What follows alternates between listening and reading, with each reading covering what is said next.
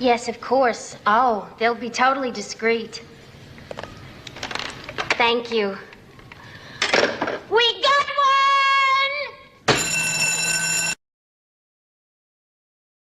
Welcome to Film Club. And I just see, now the happy birthdays. Thank you very much. And Sandy gifted off the bat. Happy birthday. And thank you as well, Sandy, because I got the first one. Hey. Yeah, I was just saying like that. So Rick got one.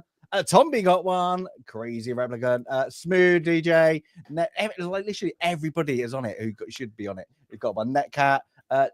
Jason Fulcom and the five full studio. What okay. is that? Highlander, what is that? Highlander, Galadorn, Tammy, all got one. So thank you very much, Sandy. Good way to start off a kind of Ghostbusters birthday stream. And the only person who didn't get one was Abe. So it kind of worked out. Hey, well. so everything worked out. Just kidding, Abe. Yeah, Abe, you're blue. I think YouTube has a limit. I do. I really do. So I'm going to start a poll as that's coming on to see who's your favorite, kind of. Who are you going to call? Ooh, that's a good one. That is a good one. Who are you going to call? And you have to go by who you would actually like in your corner if actually something paranoid like happened. It's like that. So with that in my mind, I'm going to go with my answer now. Yeah. It's a Winston, isn't it? It's got to be Winston. Poor Winston. He's just he's not given enough in these movies. He's not. That's why. But Ernie Hudson's great in the role too. It's just too little. There's not enough to it. They should have given him some more. But that he did complain about that later on, didn't he? So yeah. But which is interesting because I was watching. As I was telling you guys last week, I believe I have now I know that I do have the Ghostbusters, the game on my PlayStation. I was watching a trailer of it just to try to remember what it was. And I'm pretty sure he's got a significant role as a voice actor in the game. So somewhere I think he finally got a little bit more to work with, but unfortunately it wasn't in the first. He gets some more in two, I suppose, but there's not a lot. Yeah, not a lot, not of like real significance. No. Yeah, but that's an aside. We'll get to that. No, but like Annie Potts, what I just had up there, literally, I was like, when I watched it, and then I was like, I watched this twice. It's good. Consideration, and I watched it, and I was like, gosh, she's kind of an unsung like hero. Yeah, she does have a she does have a nice role in it. Yeah, and like her accent, the way everything. She's really good. Rick Moranis,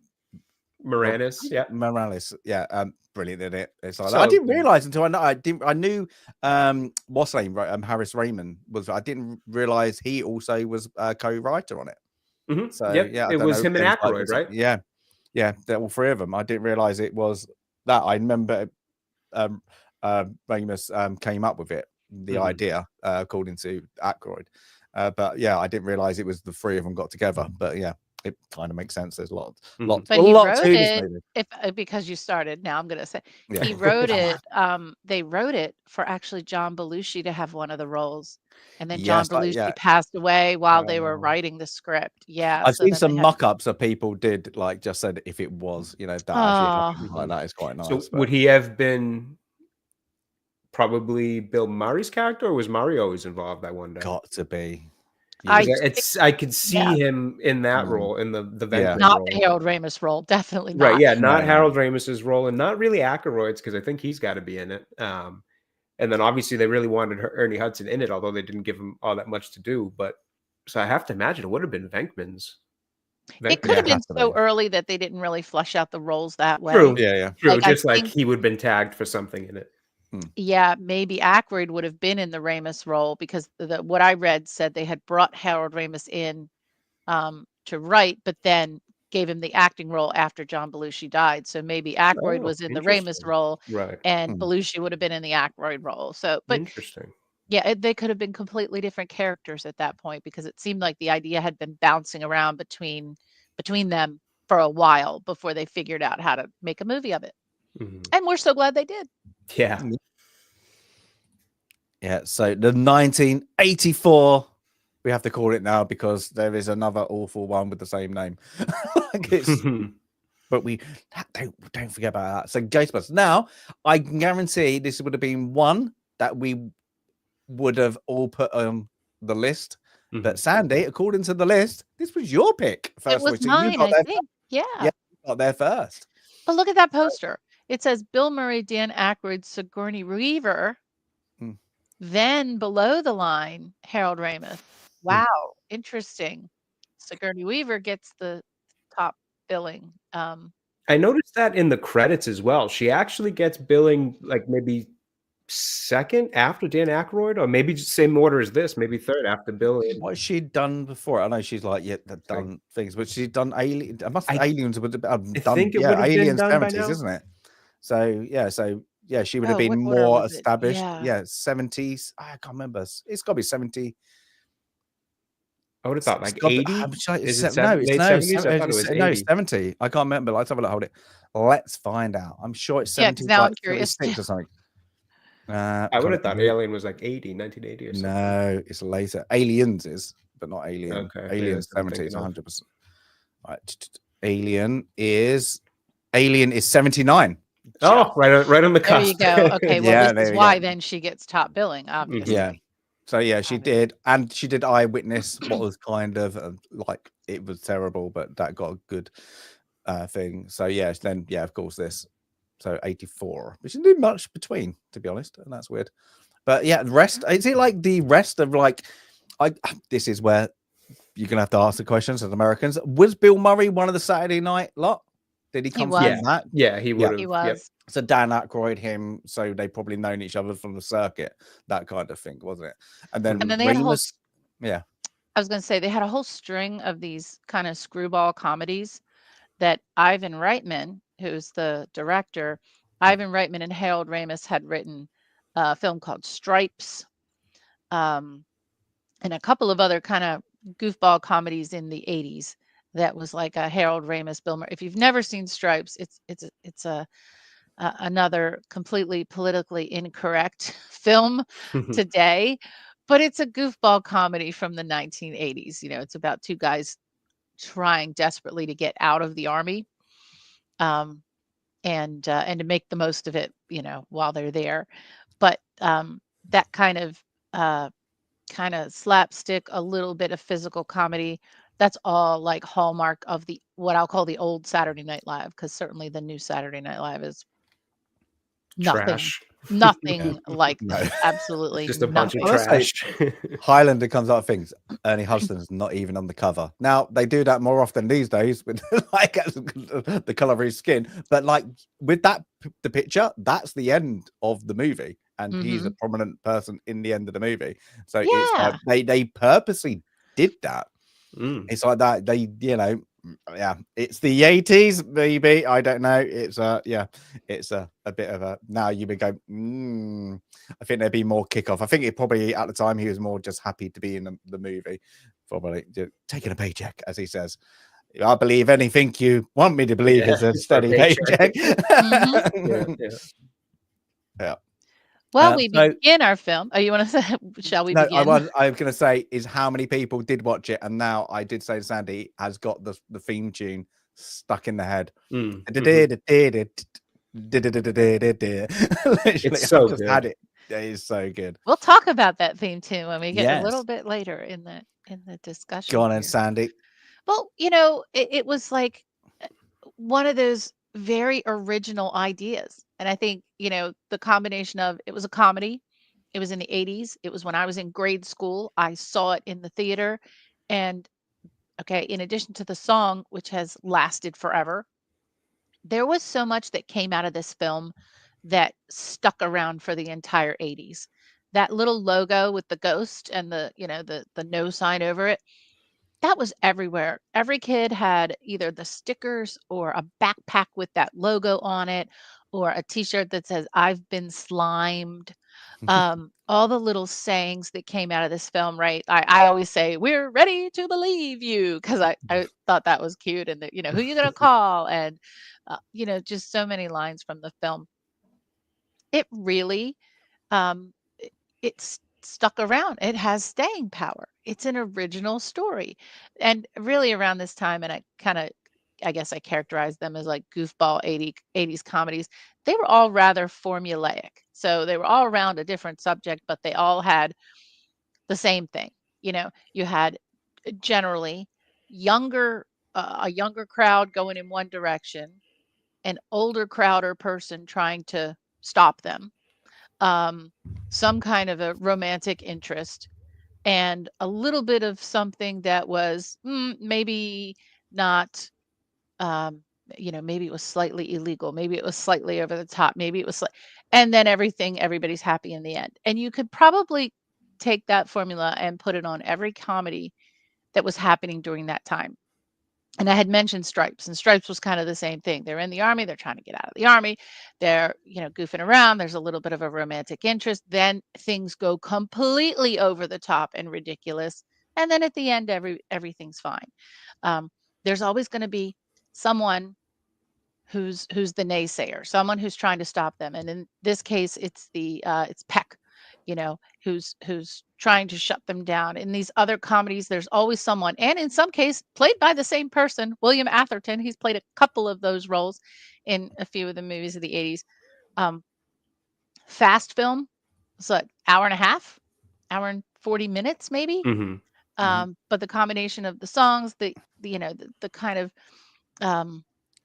what has been characterized as an early use of special effects in comedy films, that Ghostbusters has been cited as being one of the earliest adopters of special effects. Just that whole combination, and there's been nothing like it. There was nothing like it before. There's nothing except for the god-awful sequels after.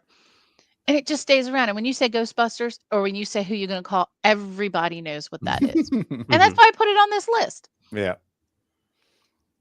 It's so good. It's so good. But the thing is, when I was watching it, like I can't remember the last time I watched it. I was like, this hasn't aged. This is really good. Like it's like it is just good. Like even like the some of the special effects, I suppose the practical effects as well. They're a bit iffy, but they fit. They fit. They're not bad. Yeah, they're not naff.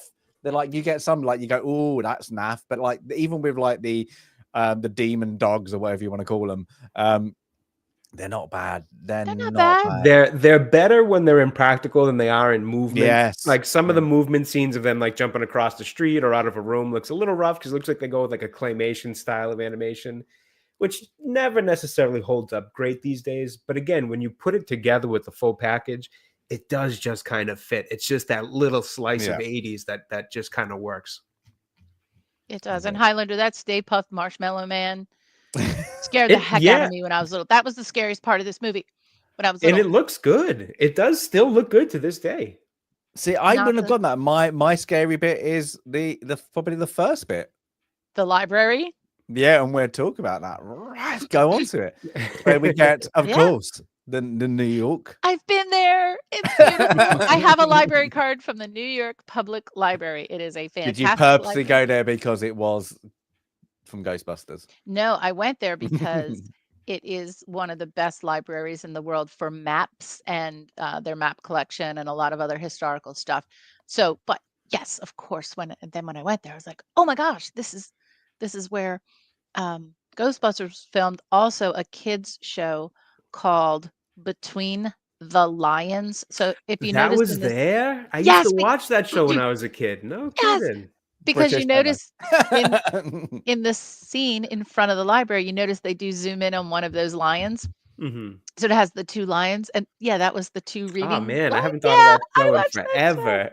It's such a good show. It's a kids reading show, but yeah. Mhm. So we start at the New York Public Library, and I also think this is one of those films that is, where in some respects the setting is a character. This is a very New York film. Oh yes. This is all about New York. This is all about different places around. I love this city. I love this city. You know, you start out in the library, and then we'll talk about some of the other places around New York City. But our lovely little librarian, we love our librarians.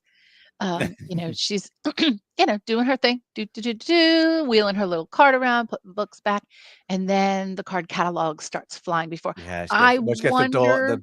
the books are floating, doesn't realize it. The card Yeah, see, catalogs, stop on that picture. yeah.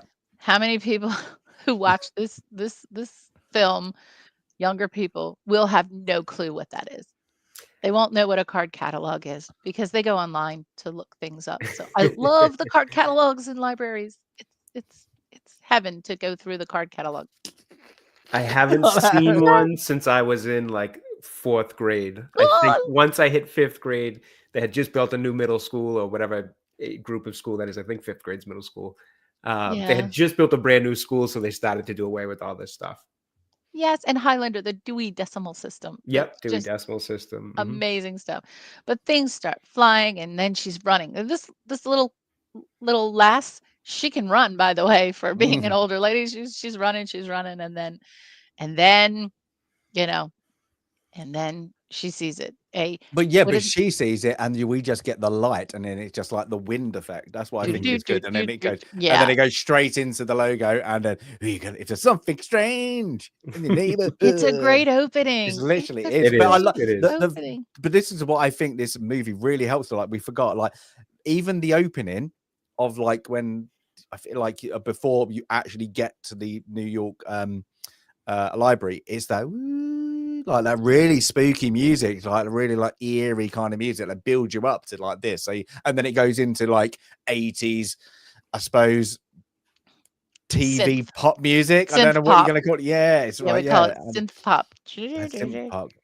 But yeah, it's a great little setup. And you know we're in New York. We're in New York. So yeah, and then of course we get our first introduction to Peter Venkman, who's doing something.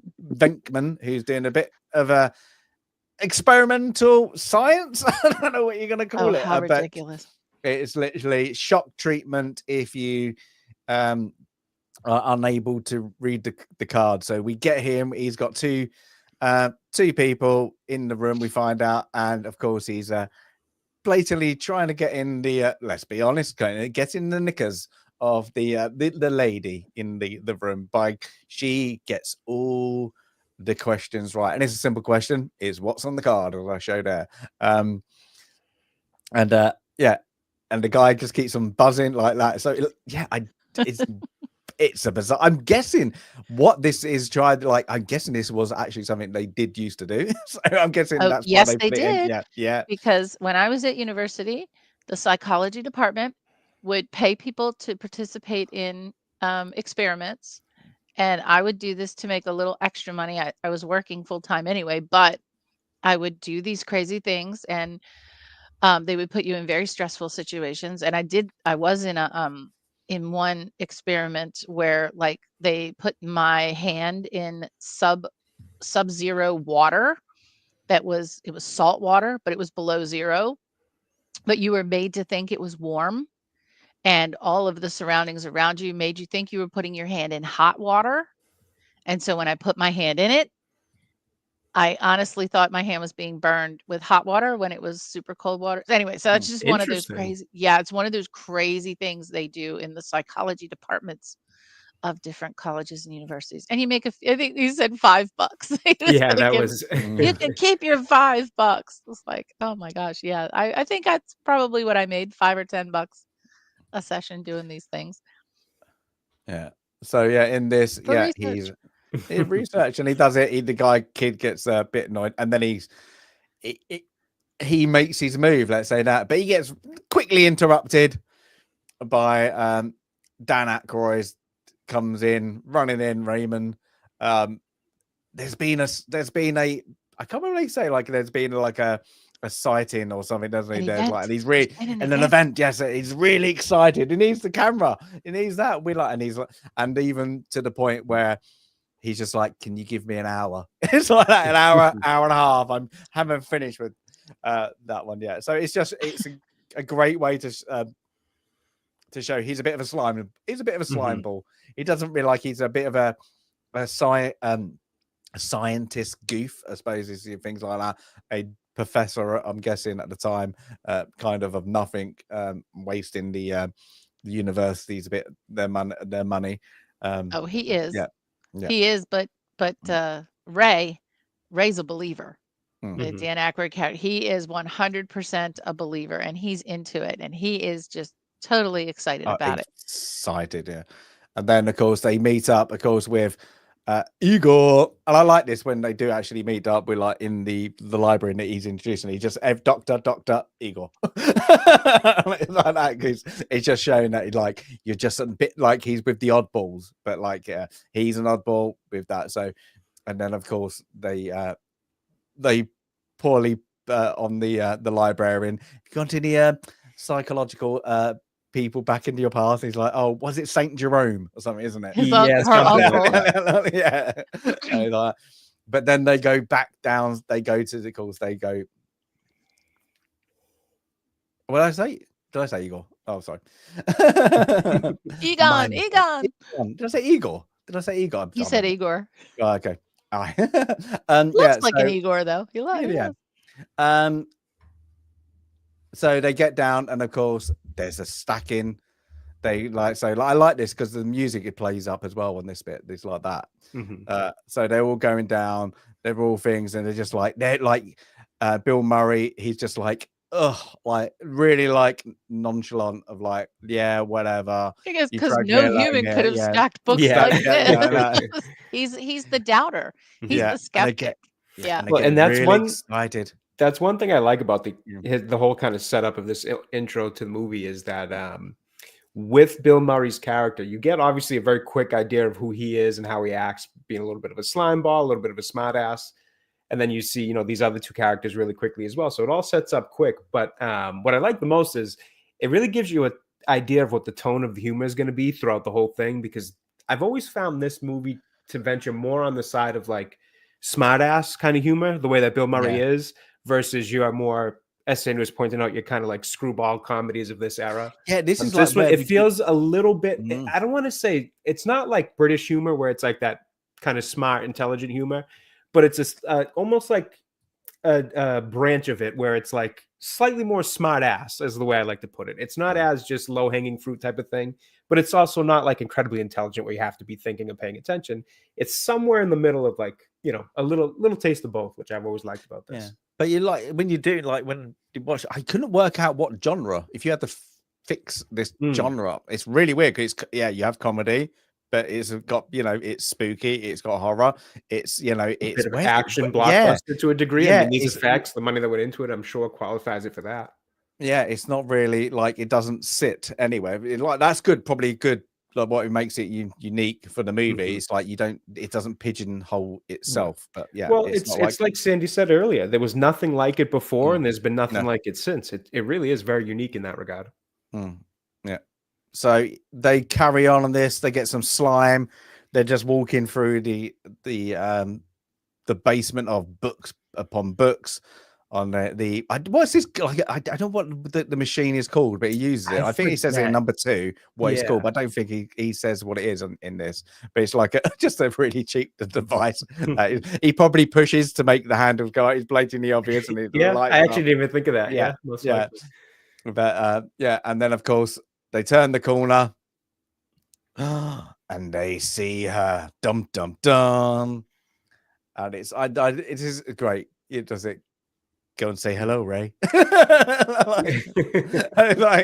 like, no, it's down to you, and he's like that. So it's good. But even on this, it's good little cut. It's a very easy, good little bit of seed, like suppose like that CGI there. It's whatever the like effect is. It's like, it's not unbelievable. It's like, it's things. I just think it's good. Like they try to have a chat. I just think it's funny. Like, and then Ray's idea is slowly get to her, and then get her, and then of course, like that, she turns into a demon ghost. I suppose it's what you want to call it is like that. And what do they do? Scientists run run as fast as you can. And I think this is great, like, because they're like, and he's like, what's going on? They're like, no, we're gone, like that. And you see, like, this is again, it's a good play on they're ill-equipped. They don't know what they're doing. They've got like, look, ghosts and ghouls and whatever. We're fascinated by it, trying to get a picture.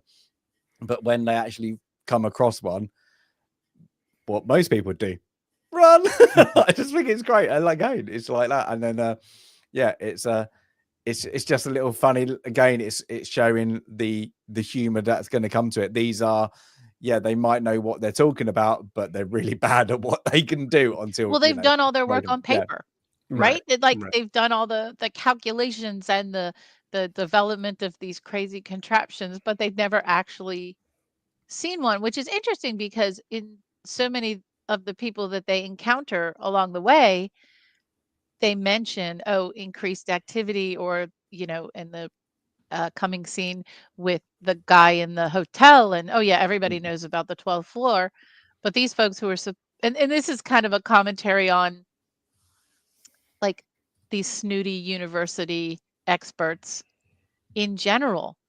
Many of them, many doctor this, that, and the other, who sit and eat up taxpayer money here in the United States in these universities.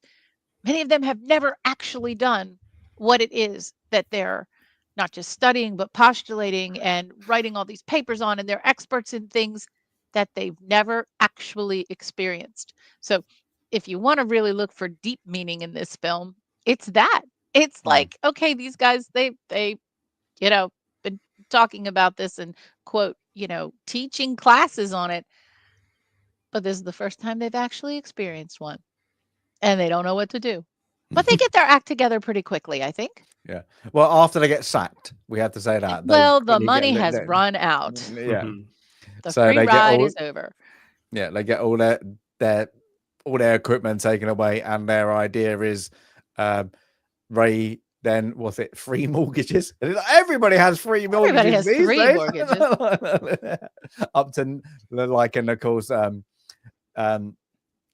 there was it 97. He calculates it $97,000 in the first year just in the interest. Just for the interest. So like, just a sounds good about deal. right. Sounds and what is it? But what is it for? An iconic building. I love this. These firehouses. So for those of you not in the United States, they may look different where you're from, but these firehouses in the cities in the United States, predominantly on the East Coast, they look a little different on the West Coast, but predominantly on the cities on the East Coast, it's generally one very long and tall building. And in the in the great big garage doors in the front, you usually have two engines in one firehouse. So you'll have a hook and ladder and a smaller engine, a ladder truck, a hose truck, whatever. Is in some places now an ambulance. So there's usually like two units, and then that takes up the whole first floor. So then on the second floor, you have the kitchen and the duty room and all that. And then on the third floor, you have the sleeping rooms, and you have a big pole that comes from the third floor to the second floor to the first floor, because that's how fast the firemen have to get out of bed and into the truck. They come down a pole, no time to run downstairs, and there's no room for stairs either, because if you think about what the room that a staircase will take, in these firehouses, the stairs up are usually spiral staircases, so they don't take up much room. And then the way down, I said, do pee, Abe. I noticed it as well. I was about to comment on it. But... I had to refrain from saying anything as well. It's just a guy thing, I guess. I keep forgetting I'm with children here. But these are such historic buildings today. Many of them have been converted into ultra luxury condominiums. Many of them are preserved because the architecture is so beautiful. So as I was out doing my architecture walk today, I had already planned on one very specific area because I had done a bunch of research and written notes on it so I could do a proper walking tour. But I had really hoped, I thought on the way in, I was like, oh, I should have done the firehouses. I should have done the firehouses because there are so many historic firehouses in Baltimore, DC, Philadelphia that look just like this. So I just wanted to take a moment and just honor the firehouse here. Run down for sure in this film, but there are so many of these, thankfully, that have been preserved. There's one in London on, I'm probably going to get this wrong. I think it's Chiltern Street in London because it's a like a it's not a pub. It's a restaurant called the Chiltern Firehouse, and it's in London, and it's cute. It looks, it's not as tall. They're not tall. They're short, but same thing. Great big huge garage in the front, which is now a restaurant, but it preserved the nice building that the fire truck was in that little street in London. So I'll stop talking about firehouse architecture now. But if you're ever on the East Coast of the United States, check out the firehouses. Can I say thank you for their duty? Yes. To protect and serve.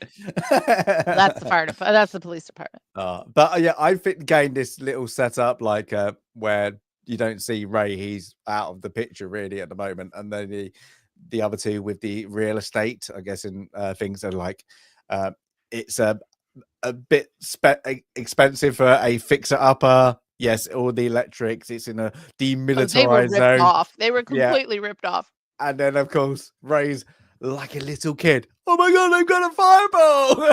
And he zooms down, and he's like, yeah, it's again, it's just funny, and he's so excited. He's like, we need to take it. Can we stay here tonight? Just like that. He's just like he's literally like a kid in a candy store. He's like, it is quite funny. It's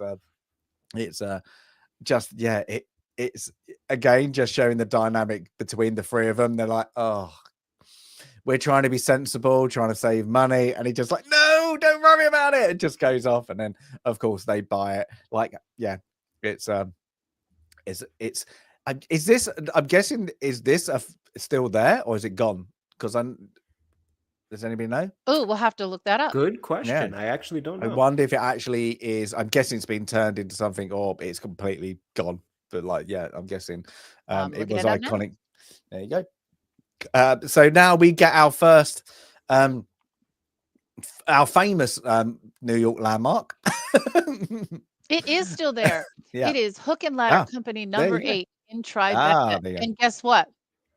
It's always been an active firehouse. It's still an active firehouse. They made it look run down for the film. Unbelievable. No kidding. There you go. I pretty did cool. not know that. That is quite cool. That is. There you go. Yeah. So I bet that's a tourist really destination. Really much. Oh, is it? What are you saying, fella? I think my wife is down in the hole. What's up, lassie? Yeah. So yeah, this. What do they call this building? I can't remember what they called it now. In the in things, but we kind of get this humongous apartment building. Let's just they like make it from the top portion, right? So this is a real building in New York. It's 55 Central Park. It's, however, the deco on the top of the building, they made it look a little more dramatic than it really is. Now, it could have been like lighting or whatever. It does have the Art Deco pediments and things on the top of the building, but it's not as, again, I guess they made it look dramatic for the building, but it looks kind of spooky in the film, and it doesn't look spooky in real life. And you can look it up. It's called 55 Central Park West.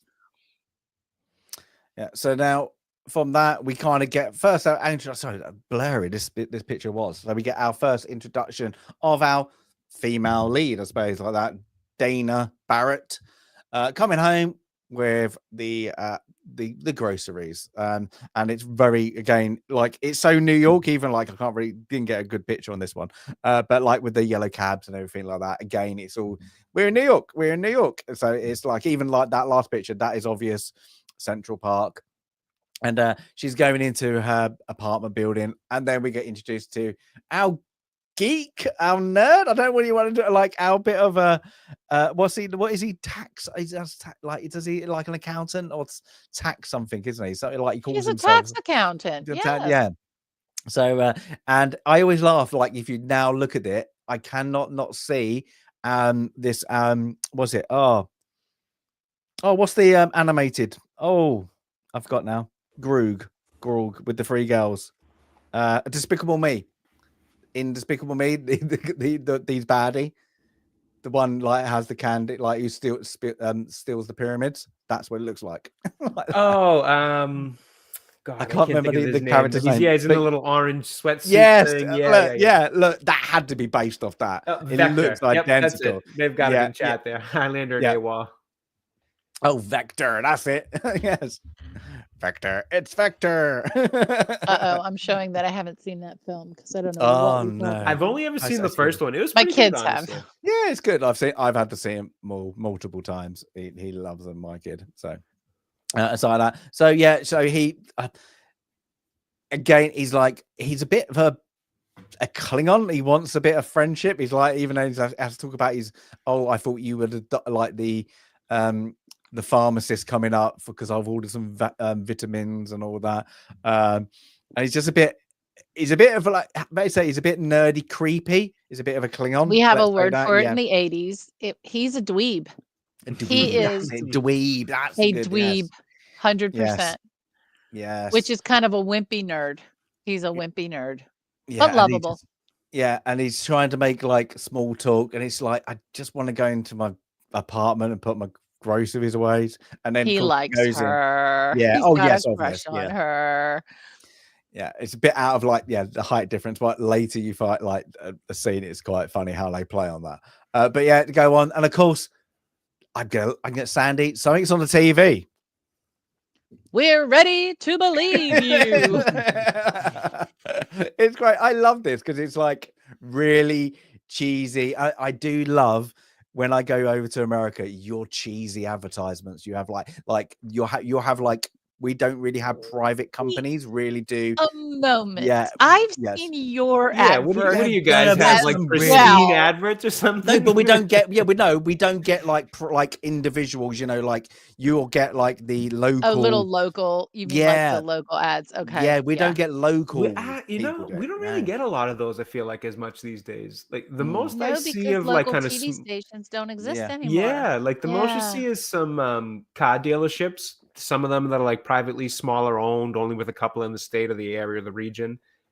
They'll sometimes do their own. They're like, they're professional enough, but you can always kind of tell like, oh, this isn't a big Subaru commercial. This is a small, family owned dealership. So like, they're not like this cheesy, but that's like it. We don't really get a lot of those kind of commercials anymore. Probably from my times of being a kid in the 90s. I just remember them. Probably around then. When you were there, it was probably, So she comes in has a little giggle to herself, and then starts unpacking, dun dun dun, like that. And I didn't realize until I've watched it the second time. Stay Puft. She actually the Stay Puft marshmallows are right there. In the business, they call that foreshadowing. Yes. Yeah. So that we don't have them marshmallows in the UK. So Cindy, maybe you can answer this. I was wondering, is Stay Puft a brand? I can't think of Stay Puft as an actual marshmallow brand. Is that just something for the movie? I don't think so, but the guy is really like the Pillsbury Doughboy. That's what I figured the play was on. And I bet Pillsbury didn't allow the use of that. And for those of you who don't know the Pillsbury Doughboy, I'm going to bring a picture up. It looks very similar. I've always assumed it was kind of a play on the Pillsbury I thought it was, because when later on, I thought it was good marketing, because later on when they go back to the fridge, It's literally, you've just literally, there's marketing, there's Coke, there's Miller in there. There's loads of like, brand. Well, they say stuff. Miller time later on too. Yeah. And they're It's all, Miller time. and they're all facing, because labels got to face out. Like, so they're very, every thing in this movie, all the labels are purposely, towards what the capture is. So I thought it was, if it isn't, that got me then, because I thought just because of the fridge opening up later when it's just like, it's it's like that Wayne's World one. like that. No, if you'll let me, I'll share my screen and I'll show you what this character really is. It is this now. Again, this used to be, a really cute and cuddly mascot, but now after the Ghostbusters movie, even the Pillsbury Doughboy is quite terrifying. But it's kind of like a combination of the Pillsbury Doughboy and the Michelin Man, don't you think? Yep, for sure. So we had something similar in the UK with something completely different, like and it was about butter. Was it Lurpak? Maybe it wasn't. Was it Lurpak? No, Morph, yeah, they got Morph, but yeah, it's not. It's I don't not know Morph. Morph. Oh, but yeah, there was what was it? Tony Hart. Like he was like like when you were a kid, you have them artists TV kiddie programs, and they show you how to draw and paint. Yeah. Yeah. That's what. Guess who ours was? We had Morph. Yeah. Yes. You know who our kiddies teacher how to draw was? Bill Cosby. Yeah. Oh, Bill was he? Oh, Picture pages. Yep. And then we had Tony Hart I don't remember that. Look up picture pages. Yeah. Tony Hart was our one. He had like a plasticine model called Morph, and it kind of looked like that without the hat, but he was purple, and he had a friend. I can't remember. Oh, like a Gumby? Yeah. You have a Gumby? Gumby and Pokey. And then the other one was Art Attack. That was the other one. Yeah, so we had like the one was BBC, one was ITV, so it was the two channels. They all played off each other.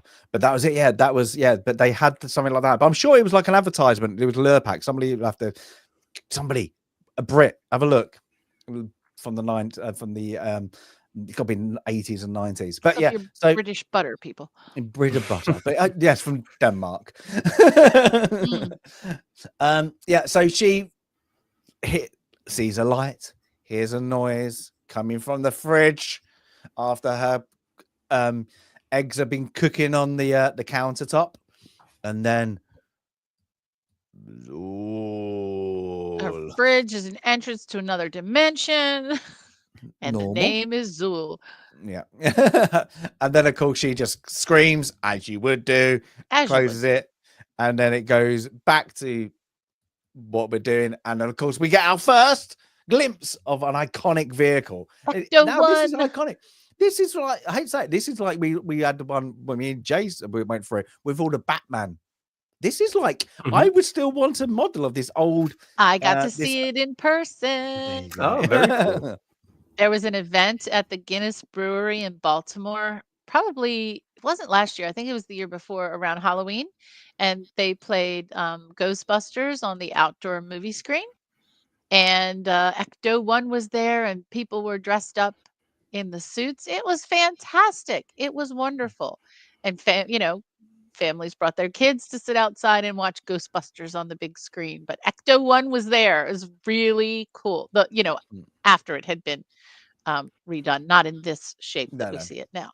Yeah, but yeah, they bought like, what vehicle is this? Any like, how geeky are we, guys? I don't know. I'm not really into my vehicles, so I'm not sure what it is originally or what it would have been. I'm guessing it's supposed to be in this. It used to be used as a police or ambulance vehicle. I thought it was a hearse. Yeah, I thought it was a hearse too, but really, now that I'm seeing it coming with the lights and sirens. Yeah. I didn't know if those were added on. I guess maybe an old school ambulance. Yeah, like possibly a private ambulance or something like that. I'm not sure what it is. It is a hearse. It was a hearse. Yeah, I always thought it was a hearse, but I guess you have a point with the lights already kind of. It just like flagged in. Why would you need to have made sure we need to get the dead body quickly in the ground as loud as you possibly can? Yeah, we just performed an exorcist quickly. This is the Cadillac Miller Meteor is the name of the vehicle, and it has been used by different jurisdictions, both as a hearse and an ambulance. That makes sense. Probably, the curtains kind of work Google. For both, so. So yeah, it's like it is, but I'll say like this is one vehicle. It's a very simple one. They paint it white and they put all stuff on it. But like if you had a model of it, it's like you had the Batman models. Like you kind of would get like there's ones like this, like it's iconic. Like even like I hate to bring up the newer ones, they still use it. They still use it because it's iconic. So yeah, it is. It's up there with the DeLorean, Batmobiles. It's just an iconic pop culture icon. Yeah. So we get introduced to their new receptionist. Like I forgot how good she is in this. I must say this, like it took me and I was like, I really adore your character. You have minimal lines, but wow. She literally every bit she's on, she like owns it. I found her more but adorable, but she's a bit of a bitch like that, like in certain bits. But yeah, I just really enjoyed her character more. I don't know why. There's some it's great 80s look, like the 80s reading glasses as well. Have them big as you can get. I just really liked her character. So she has a back and forth with Peter character, Bill Murray's, about like, is anybody called? She's like, no, and she's really bored. She's like reading some tabloid magazine. He's like, well, type something. We're paying for this equipment. So it's great. And of course, lucky enough, they get there. I suppose this is their first customer. Walks through the door, Dana Barrett. So they kind of again, he hits on her. He literally, the first thing he does is like, he's quite creepy. He's creepy. He's a very the worst thing is I think he's kind of playing himself a little bit. I hate to say it, Bill Murray. I could just see him it's just like, oh, I can see you being a bit creepy. I know he's had problems with certain actresses down the line when he's got a little bit older with being kicked off a movie, let's say that. So I could just see it being just being him. And again, we have some great 80s graphics. Straight out of a music video. Yep. Yeah, it is. If you had a bass guitar on that, it's going. It looks like they boot up for a Spectrum or something. It does like so. Yeah, and then they kind of come. They're like, oh, once she explains, oh, Zul, like the fridge and all that, the other two, okay, I can't remember what it says. He goes into like one of them's going to find out the architecture of the building, and one of them going to go into a book. It sounds like something you're going to go to like the Buffy's kind of library or something like that, Giles library in Sunnydale, but this one is, and then he's mistakenly, but you can see what he's thinking is to get into her knickers, because he's like, I'll go and what does he say? Like, he says, I'll go and check her out instead of check the apartment out. I'll take, and again, he's just like, it's all, I don't care. Creepy. So creepy. Yeah. So again, it's just saying that, and of course, he goes back with this great tool. And I had to bring it up. The like, what does it do? It's like they're like, we don't know what we're doing, so we have to make it look like we're doing something. So because they're paying us to investigate. Fake it till you make it. Yeah, like, what's it doing? Like, and even when she says, "What is it?" and he's like, "It's like something like it's too too technical." It's like that because he doesn't. He's just like, it's funny. And of course, she goes into there's a scene just before, like when he's in there, she goes, "Oh, where did it happen?" And he goes, "Oh, that's my bedroom." And he goes, "Nothing happened in there." And he's like, like shame, like off the cuff such an again. awful line. Yeah, Well, that's it's a like, shame. oh, yeah, that's a shame. And of course, yeah, then she goes and shows him the kitchen. It was happening in the fridge, and this is where like I've got a bit of it. I couldn't get the whole. Oh yeah, Oscar Mayer baloney. Yeah, I didn't. Yeah, even, they I just didn't even catch literally, and that there one. was so much, and there was just to the right when it panned as well. You had like all the Miller and all that, and I was like, but they had Coke, and it was there had a couple of Coke cans. That was things. I do like that look, that old 80s Coke can. I was like, that's a good Coke can. Like, don't get that. Also, compared to other films, this is very little product placement. Like they could have gone, and I've not seen the girl boss version of the Ghostbusters. I don't know if they went overboard, but this would be the kind of movie that could really go overboard with product placement, but it didn't. Like I think it was just this scene really that shows all the that shows all the brands. That Coke can though doesn't look too different from the one today. I mean, they went off the deep end with some newer versions and lost a lot of market share, especially with the whole new Coke thing. But then they went back to the classic. So that's pretty cool. But yeah, Oscar Mayer is still Oscar Mayer. Good old processed meat-like substance. But that dish doesn't look good. It looks like Spam. Yep, that covered dish there. Every grandma, my mom has them. Yep. It's Corningware. I'm sure there's one kicking around my parents' house still that probably came from their parents and so on. Everyone's got a covered dish.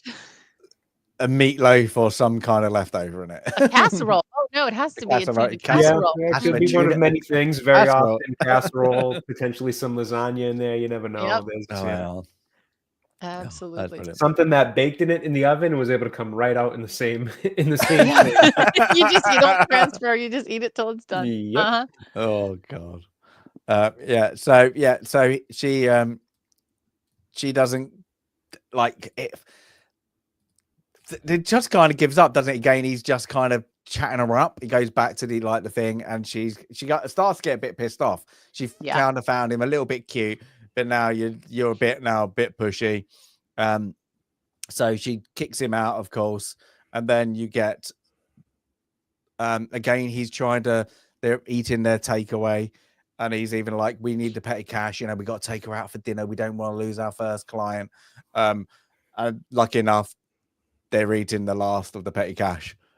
So it's not doing too well. So they're going, none of the the advertisements, everything is dead on. But lucky enough, as I showed in the opening, we got one. And she signs I love this bit, just like that. So of course, the whole contraption with the alarm and everybody down, zooming down. Yeah. And they get to go to Echo. Of course, we get Echo 1 now in its full glory. Even with this is the best picture I could get with the sign. They got the uniform. They get the uniforms. They're all dressed up, and now they enter fully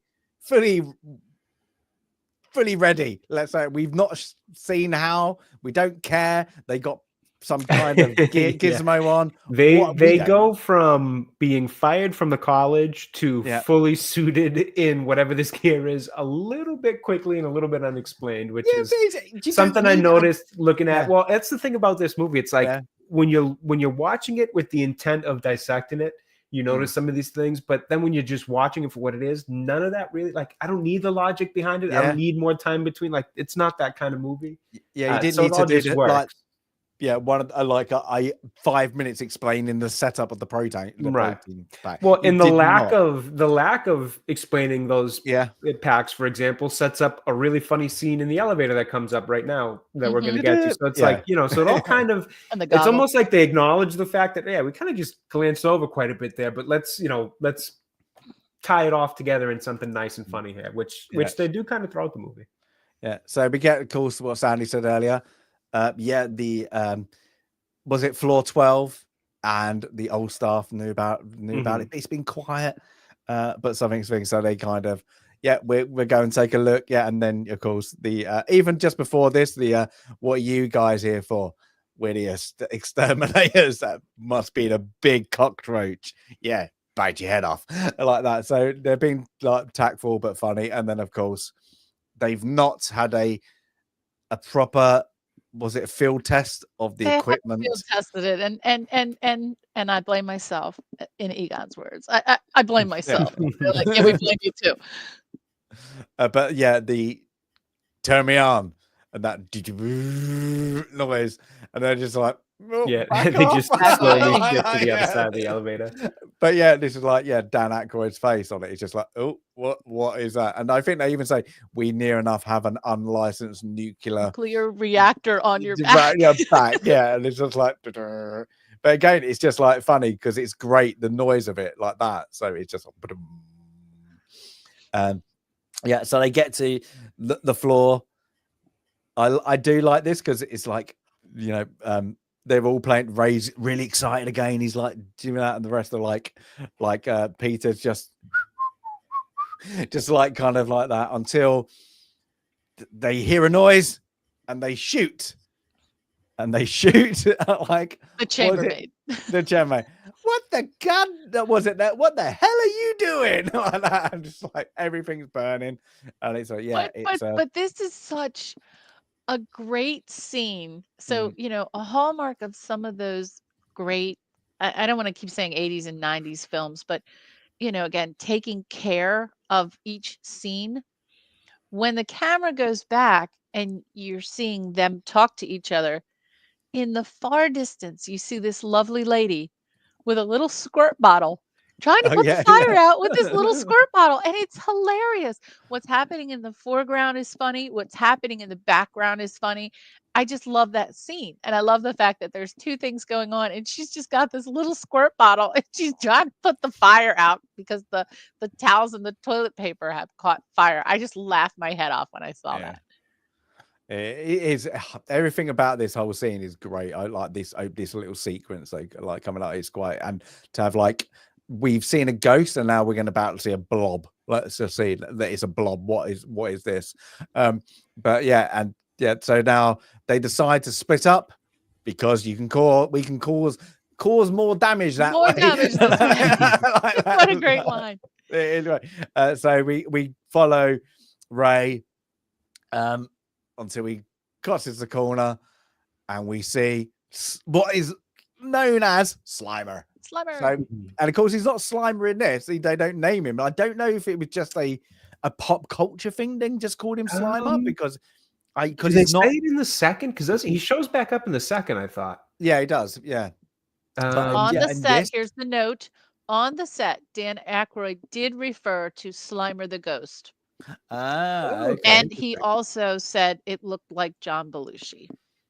And he said his gluttonous eating was based on Belushi's cafeteria scene in National Lampoon's Animal House. Yeah. Interesting. I didn't even think about it until I just, as I've got the film running next to us, I'm pulling up the little screen notes there. Yeah, that kind of makes sense. Yeah. So he put John Belushi in the film in the movie anyway, in his own way. A big blob, and he probably would have liked it. He probably found it. Yeah, that's the thing is, most likely would have found that funny. So yeah. So yeah, Ray scares off, scares him off, and of course he goes around the corner. Ray, it's here, like that. So yeah, and it just charges him, and yeah, he got slimed. Slimed again. It's like another he got slimed. It's a notable thing, like probably different wording, but people used to do that. Like, you remember, like, you just get slime. You would get slime, and Nickelodeon would have that show on TV where you'd get slimed if you didn't answer the question right or whatever. So that became a thing, getting slimed. Yeah. So Slimer has now gone into the banquet hall, and they just don't know what. They loved it because it just shows this is their first time and they don't really know what they're doing. They've got this high charged, what are these streams called? It can't be like plasma or something, and then they call it plasma. Yeah, plasma something. stream. Yeah, And then they just shoot up the place. They just literally blow it up like that, whilst the concierge is kind of like, oh, don't worry, like your room's going to be ready soon, like that, and they're literally destroying everything. And then I do like it because this is, again, it's a good setup for later, is when, oh, I forgot to tell you something. Like that. Do never cross the streams. And they're like, what? Like, that is important information. And it's like, what, the world will end if you ever do it. Like, yeah, it's in a really nutshell. But yeah, it's something that should be the first thing you do when you put an unlicensed nuclear reactor on somebody's back, is like, what can fire plasma. So he had a proton beam or whatever, plasma beam. It's just, again, it's a good setup for later, because now we have a warning about them, not because they're nuclear, but we have a warning about them. But yeah, they blow up not blow up they set everything on fire. They toss all the tables, and of course, then I've always wanted to do this. Yeah, the flowers are still on the table. But yeah, again, so I'm guessing like the premise of like the equipment is Ray's, because Ray seems to be able to tell the other two what to do. So like, yeah, like hold him, bring him down, and like the trap, he's like, okay, we're gonna bring him down. So when I release the trap, you got to release your beam. Whatever you do, don't look into the trap. I looked into the trap, Ray. Of course you did. Yeah, it's the whole thing, again, is just showing they don't know what they're doing, and it makes it funny. They're capturing a ghost or blob, entity, and they don't know what they're doing. Yeah, so they managed to capture it into the iconic. Again, it's an iconic capture device. We're going to go back to that picture, but it's better. But it's, yeah, like that would be cool to have. Like, what is it? Like, it's just a prop that was just there to make it look cool. But it is, yeah, it's just, yeah, cool. And then of course, Highland just said it, as we came, we saw, we kicked its ass. It's silly, like it's good. Of course, then they realize, well, we can kind of take the bit, like get a bit of money, and it's just the little finger keep going up, So what do they like charge $5,000 for the entrapment, and they have a special offer as well today. And they're like, yeah, and it's just great. It's just them like realizing, well, hold it, we've not been doing well, but we can charge whatever we like, because if we let it loose again, it's going to cause havoc. Yeah, they threatened to let him go again. We'll just let him right back into the bank room. Yeah. No. I'll pay you. Yeah. So yeah, and then it's just again a great one. And then of course from that, the business takes off. And I like this because it's a good little easy way to segue through not showing like probably like months or weeks of the movie, because they just do it by TV TV kind of commentating. Spots. Yeah, we call them spots. A little bit of 80s montage. Yeah, and then just the news articles go across and all that, and it's just like a radio we hear, and it's just an easy way to get to, cut out weeks. We know now, business is picked up. There's now something's going on in strange in the neighborhood that is making their business more and more lucrative. Like, we don't know why, but it's getting paranoia. The paranormal experience of New York has gone tenfold, and we get about that with the Twinkie reference later. But yeah, and in these scenes though, as you're going through these scenes, they're all over New York. They're at Rockefeller Center. They're in front of iconic restaurants and buildings, and you're just kind of seeing them, drag the little box out, or going in or going out, but they're all through New York. I thought that was really cool. I like that scene because it wasn't phony or fake or done in a studio. This was done on the streets of New York. Yeah, it must have been weird just running around with proton packs. Like everybody's like, we know what they're doing, but then they're like, what are these guys doing? Yeah. So yeah, and then of course, yeah, you get some. They're going through like getting interviewed. I do like the one. You know, can you tell us, is Elvis okay? Oh, have you seen Elvis or something like that? It's just, you know, it's again silly, little silly things. And then you get a weird dream sequence because I'm guessing they're ghosts with Dan Aykroyd with his ghost girlfriend in his dreams like that, and then he like gets it, and yeah, she does something. He falls off the bed, and again they're now sleeping 24/7. It just shows that one, but just a little bit of kind of funniness to that. And of course, they are doing that well. They've upgraded the logo where they just had Ghostbusters written in black and white things. Now we've got the iconic. I wonder who's got this. I'm guessing it's made out of like just not porcelain, but it would be, you know, that would be cool to have, wouldn't it? Like if somebody, I bet that went straight into the bin. Yeah. Like The second I saw it, I was like, oh man, I would love to have that sign today. You know, like really cool. But yeah, so and then of course we get our first employee of the month, I'm guessing, going to be. It's Winston turns up. And again, it's the interview questions are I can't remember what they're like. Do you believe in extraterrestrials, aliens, the paranormal events of such and such? The it's everything, the pyramids, blah blah blah blah blah. And it's just like, if it's got a steady paycheck, I believe in anything you want. And it's great. I love that one line. So that's happening, and then of course Peter and Ray turn up absolutely exhausted. Even Peter says something to Ray of like, you look awful, and he's like, yeah, we're not getting much sleep, you know, we're knackered. And it's like, oh, he's here for the interview. You're hired. You're just here like you're hired. They don't even care. Like who? Like we just need help. We need help. So it's again showing that again they're doing really really well. Yeah, and it's things, and then of course we go back then to Peter is Venkman is now back with Dana she's now come out of her orchestra lesson. I don't know what you call it, like rehearsal, getting shouted at in German for not doing it right. Does anybody know where this is? The Plaza.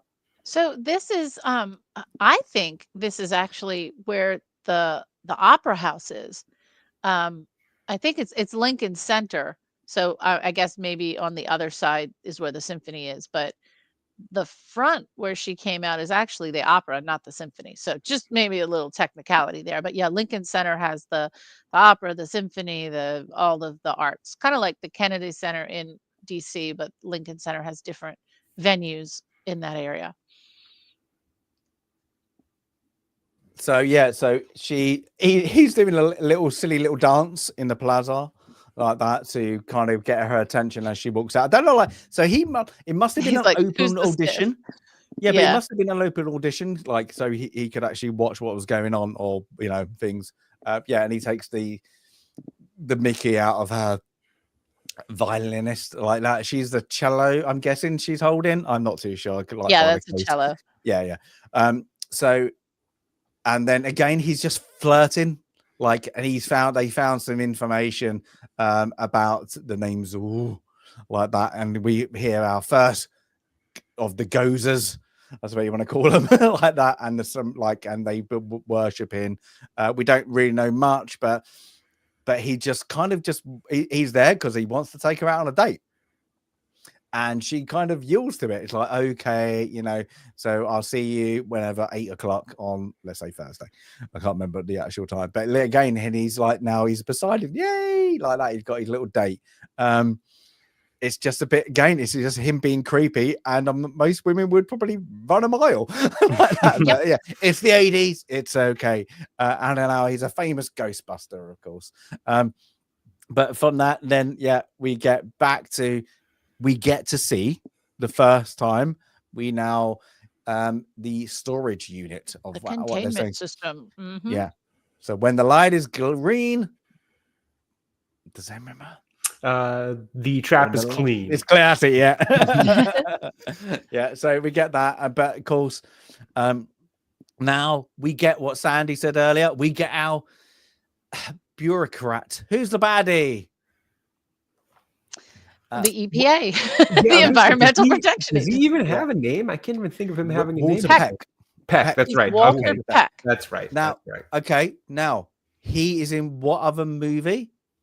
Die Hard. No, but he looks Die so Hard. familiar. Die Hard. Oh, that's what it is. Okay, now this is where it's going to be good. What other actor in Die Hard is in this movie? Ooh. And you see him very briefly as they get arrested and get taken out of jail. And he's one of the main stars in Die Hard. No, who? I Oh my didn't gosh. even catch it. Who? The cop in Die Hard. Oh, really? Yeah, who comes Oh, in, I who's forgot like, his you know, things like the body drops down. He is, and he's just called the jailer. I think like jail Oh my officer. gosh. in it. He did a lot And of he's literally- television work. Yeah, and he's literally big on in there. TV. Yeah, it was weird that they were both, of course, both in He Die was on Hard. a show called Family Matters, I think. He was the Yeah. dad. This guy, though, William Atherton, he has a lot of those, you know, slightly not starring roles, like supporting roles in a lot of films at this time. And then he went like silent. And so I looked him up to see where he went. Well, he went back to stage work. And actually, he's in musicals. He sings.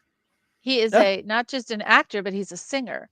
So he went on stage. He's in his 70s now. Correct. But yeah, he's also a stage actor, and you know, kind of in a lot of these 80s and 90s films.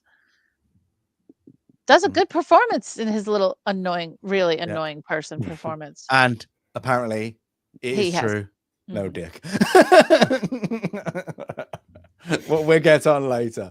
But yeah, it's just a little fun thing. I only recognized it after the second time I rewatched it again. So yeah, I watched it back to things. But yeah, it's Highlander's getting like going on IMDb. Reginald Vender Johnson. Velda Johnson? Yeah.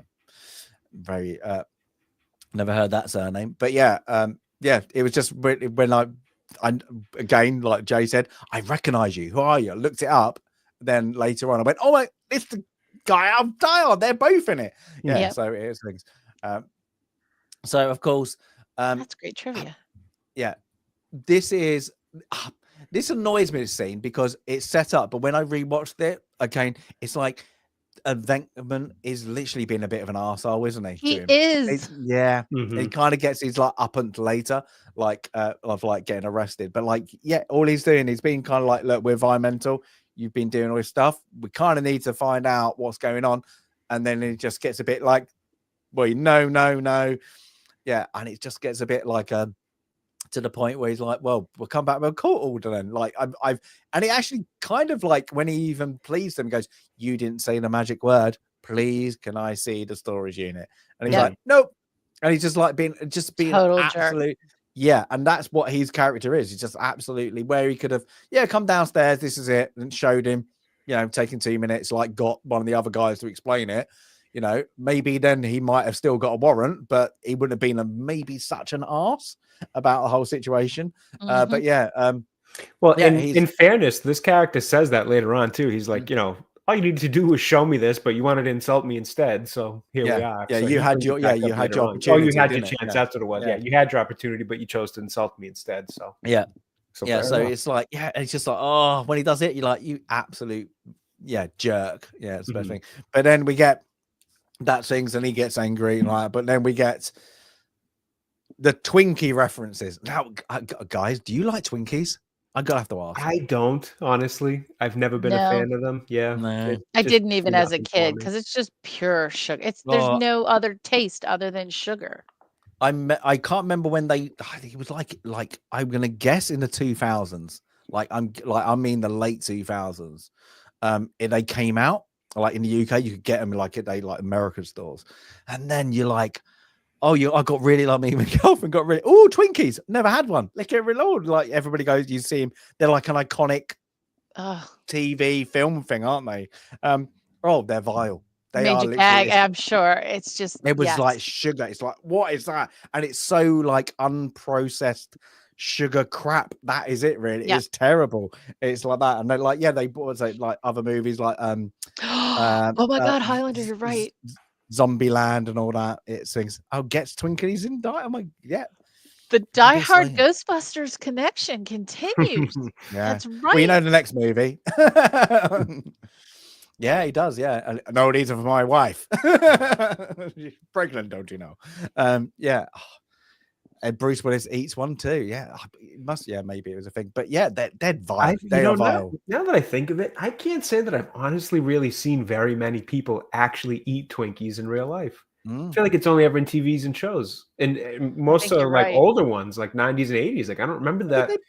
Growing up, I'm sure a few kids must have eaten them for like school snacks and stuff. But like even as a kid, I never liked them. I don't remember them being this hot thing like that kids were always bringing to school for lunch or anything like that. Like I don't really remember seeing many Twinkies be even just in my general vicinity in real life. Never mind people actually eating them. They are literally. Well, you would know the kids that have eaten them. They'd be the ones running around, sugar, then sleeping like that, twitching. Yeah, I think if you had the choice, you would always go with Oreo cookies over Twinkies. Yeah, or like some of the Hostess pastries. I don't know if you've had those, like the Cinnabon ones, and like there's these Hostess is a brand over here that they do these little packaged pastries, these Cinnabons, and all these different things. Like Twinkies might even be Hostess. I'm not entirely sure. I think they are, but I would go for the Hostess cupcake. Right, like those things, cupcake. Or those little like zebra cakes, or what were they called? I think they called ding dongs or something. Like the ones I was waiting for you to with say the little white circle the squiggles. The ding dong, like those I saw all the time. People were always eating those. But Swiss rolls. Oh, that's Little Debbie. Twinkies never. Oh yeah, Little Debbie I think was actually the zebra cakes and the cosmic brownies. But the cosmic brownies. Oh look, see, we're seen Twinkies. I haven't seen cosmic brownies in a long time. Stasis, do you know what a cosmic brownie is? Oh, no, it's no. It's so good, but so bad. You can always tell it's bad if it's not. You have stuff, a lot of stuff that is not sold anywhere in the world because it's bad. Fair enough. Fair enough. That's why. Like, I bet you the Twinkies we get here aren't the Twinkies you get in America. They'd be like. I bet you they still suck though, because Twinkies suck at their core. Yeah, they're not good in any way, shape, or form. Yeah, but so I like what they have. Like, let's say, like I mentioned, Zombieland. They have that in there, but they have like snowballs, don't you? Have like them snowball things that just literally like it's coconut marshmallow. Not a fan like of those. Sugar, yeah. Ding dong mashup. There you go. But yeah. So anyway, back to the Twinkie reference in the movie. He explains. Hello, Tommy. The psychological, not psychological. What's it called? The psychic activity of the paranormal in New York has gone from normally it's the size of this Twinkie, but now it'd be a Twinkie that is like was it like Thor football fields and stuff like that, and weighs 300 pounds. That's gonna be a big Twinkie, and he just like that. No, having that. Oh yeah, it's so disappointing. It's like one of those iconic things. I was disappointed to have it. Yeah. Maybe it is like a cop thing and like a New York cab driver to just keep you awake instead of like having to have coffee, have a Twinkie, or get your sugar high for next hour. It's true. It's an automatic. It's before the days of Red Bull. You know, you had to have your coffee and a quick sugar hit if you're doing the night shift. I can understand that. Yeah, like sugar donuts, glazed sugar donuts and stuff like that. So we go back to our apartment building. Now there's some weird lightning storm going ahead. Dum dum dum. And we get our first glimpse of the top of like that. And like I'm guessing this is a stage. It's not there, is it, Sandy? Is it? I'm guessing it's been this elaborate. This is a stage bit, isn't it? It's not part of the actual architecture. Oh, it has to be. Again, I have to look into the specific architecture. It's not creepy. It's Art Deco, but it's not like I'll have to look to see if these dogs are like, I can't imagine the dogs are growling like this No. if there are dogs up there. But then when all the doors and windows start opening, that part is not part of the building. Yeah. So we get that, and then we kind of get the foot breaks and one red eye, dun dun dun, on the building. So something is happening, something strange, as we know. So Dana comes past, creepy in the past, because trying her best. Joanna Bath was eating, looks like a grape or something, whilst because the party's going on that she got invited to. So she has to politely kind of put him down of like, yeah, I've got a date. I kind of forgot. And he's kind of sweet. He's like, oh, you see his little heartbreak. But you And made then a he's date like, on the day of my party, yeah. my 4th anniversary. Okay. He Yeah. must stand at the keyhole, the peephole. Yeah. Hello. Well, Yeah. so all day long. There was a watching really her. funny little thing with him earlier in the movie, and it happens really quickly. And I noticed it this time, and I hadn't noticed it prior in any of my prior watches, that when Venkman is leaving her apartment the first time, he actually it shows a hallway view of Venkman like getting the door shut on him, and immediately Rick Moranis' character comes out of his door, and then he kind of fakes as if he like, oh, didn't mean to, and was looking the other way. So it's getting the idea across that he literally waits by his door, waiting for the sound of her door to close, so that he then knows to come out. And when he came out and saw it was Peter Venkman, he quickly realizes, oh, not who I was looking for. Kind of like turns around, bumps into the corner of the door, and like tries to go back in, hurried into his apartment. So I just thought it was so funny. I'm like, oh yeah, that's the a little thing that I hadn't noticed before that I noticed this time through.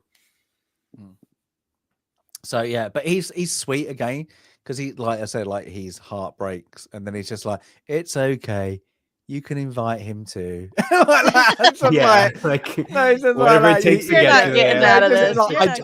I want you. I just want, I want you to be in my life, kind of thing. But if you've got a boyfriend or date, you can bring your date too. And it's just like that. And then she's like, oh, well, we'll think about it. And then, of course, he locks himself out. that's again. The dweeb of what he is. He forgets that thing. So he's like, let me in. So he's got his little shiny shirt on too. You just feel so bad for this guy. He's such a loser, but he's a nice guy. He means well. And I will say, sounds like he's having a hell of a party in there. So good on him. Really, I know. All the money for the little shindig of a tax. He said, I love that little bit about him. Yeah, he's got everything broken down into expenses for clients and tax on and all that. I like that little bit about him. Now the next scene, it kind of like, I'm going to ask, when it's dark in your apartment, do you walk through, take off your jacket without turning the light on first? Because she walks all the way through, goes past 2 lights, and then goes back to turn on the light. It just annoyed me. Because I fall down a lot. I have to turn the light on right away. I trip on stuff all the time. There must be light. Oh, sorry. Go ahead. Well, I was going to say, this was one of my biggest issues with Halloween when we watched that, a few months back. It was like, people turn on the lights. Nobody just walks around not turning on the lights of their house. It's insane. Yeah. The first thing you do, like, enter the room like that, especially it's habitual. You don't even think about it because you need to see. Like, that in movies drives me nuts because it's so illogical. Yeah. And then she even turns on the lights, sits down. Of course, then she has a quick phone call with her mum, who's like, you can blatantly hear the other side of the conversation without knowing what she's actually saying, because she's excited. Oh, you're on a date. Like, tell me more. Oh, it's a Ghostbusters. The people on TV. And she's like, oh. And then, of course, she's just has a moment, sits down, relaxes until she sees the light, and the door goes a bit things. This bit is kind of scary. I think it's probably more scary to like women is like that, because it's literally a proper like that is literally horrid. Like that is the completely. In fairness, speaking as a man, that would scare the shit out of me too. If I was just sitting on my couch. So fair enough. So that it gets dragged in to, what do we see? The snarling dog. The door opens. She turns. It's a really spooky scene, and they do quite well on this. When we said about the practical effects, fog, How can we make it so we don't see all of it? We don't need to. Even to the next bit when she gets completely dragged in, it doesn't look bad. That's a good shot. It's blatantly a puppet. It's but it's still scary. It's like they do the effect with the lighting, with the fog quite well. But then she just gets dragged in screaming. Door closes. And then, of course, we go back to the party quickly. I had to bring that because what is he showing? Oh, you try and he's the dweeb. I can save you money if you buy him in packs like that. It's like everything like that. And then, of course, dancing with the I'm guessing I'm going to call it blonde bimbo because she really is acting blonde. He's got all his clients there. New clients come in, but then who brought the dog? And I love this. But the worst thing is I couldn't get a good picture of the next bit when Jay, you said it, is the next sequel is a bit off. When the effects really they show their age. Yeah, like he jumps like the dog, I suppose you want to call it, a beast demon dog, jumps onto the table. Its legs is literally it's 1984, but it's literally you can see it. It's really it's so claymation-y / bad CGI and not CGI, but bad animation, but fun. Yeah. But still, for the time, that was still pretty cool for the time. Yeah, especially like they have to have some practical on it when they break the doors down and all that. There's the practical, and they've got to align it with it. So yeah, it looks a bit iffy, but it is what of the time, like that. Well, and that's the thing. It really was just the technology of the time. Like you see some of that in Beetlejuice, you see some of that in a lot of other movies when they try to move these monstrous kind of creatures and animated things around. It was claymation. It was animation and claymation, and that was just the best they had. So you got to kind of, give it a little bit of a break on that. When you're watching it, if you're being honest, does it look bad? Yeah, a little bit, but it's not something that I can't sit here in 2025 and, take the movie down a grade for effects when it was effects of the time versus a movie now that has all the technology in the world, but puts out a movie with bad effects. It is what it is. Yeah. So yeah, our dear dweeb, we're going to call him now because Sandy called him dweeb, runs down out the apartment building. I don't know how the dog got out. Did he use a stairwell? Did he wait for the lift? I don't know. Yeah, it's a little bit of the logic. Look out the window, he'd be fine. I don't know. And he smashes through. And this scene, that's Tavern on the Green. That's a famous restaurant in Central Park. Tavern on the Green. And yeah, typical New Yorker. Something horrible's happening outside. Oh, don't let it disturb my dinner. Yeah, because even when he's actually literally terrifying, about to sounds like he's dying, the music quickly stops and everybody just goes back and just carries on. It's like it's just like it's like I don't care, like that, isn't it? It's like he's one of the poor. We don't care about the poor. So yeah, I feel like I don't know where he's going. Like he actually offers him a chocolate bar. I can't remember what the chocolate bar is, but of course, somebody have to look it up if they got the subtitles. I think it was a crunch bar, but I might be wrong. Okay, crunch bar. But so Peter comes back after what happened? Somebody let milk bone. Oh, I thought milk bone would be a dog treat. I was gonna say, isn't that a dog treat? Is it? Yeah, I was gonna say. Hopefully, people don't eat it. Probably some people. Oh, maybe there's at some point. Somebody gives somebody a chocolate box. Like you earned it. I can't remember exactly which scene it was now, but maybe it's Venkman's character. Maybe Venkman gives one gives it to somebody. Right. Yeah, and he's like, "You earned it." You earned it. That was a crunch bar. I might have been thinking of that. But yeah, so he gets to the door. An iconic. Are you the key master? No. Slam. No. Are you the key master? Yes, I am. Because what you do, you always say yes in this movie. Somebody asks, you always say yes. So now I always think this. So she got dressed, she got possessed, and then the possession dressed her and redid her hair and makeup. I guess that's how it happens. Classic possession makeover. Yeah, You guys don't have those over there? Yeah, exactly. So yeah, they have a bit of a moment. I need to speak to Dana. No, Dana, only what's she call it? What she's Zool. She's now Zool. She's Zool, isn't she? Yeah, only Zool. Like that. It's a bit freaky. It's like that. Very, it's very it's exorcist type moment, which Mhm. came before this film. So obviously the levitation and the bed. I mean, you're almost wondering if her head's going to turn around. Yeah, it's great. And then of course, a bit of a levitation. It's like that, and it's just like the effect, and he kind of like so. But of course, at the again, it's now about these two, their possession, and then of course we get. Are you the? Was it? Was she? She's the gatekeeper. She's the gatekeeper.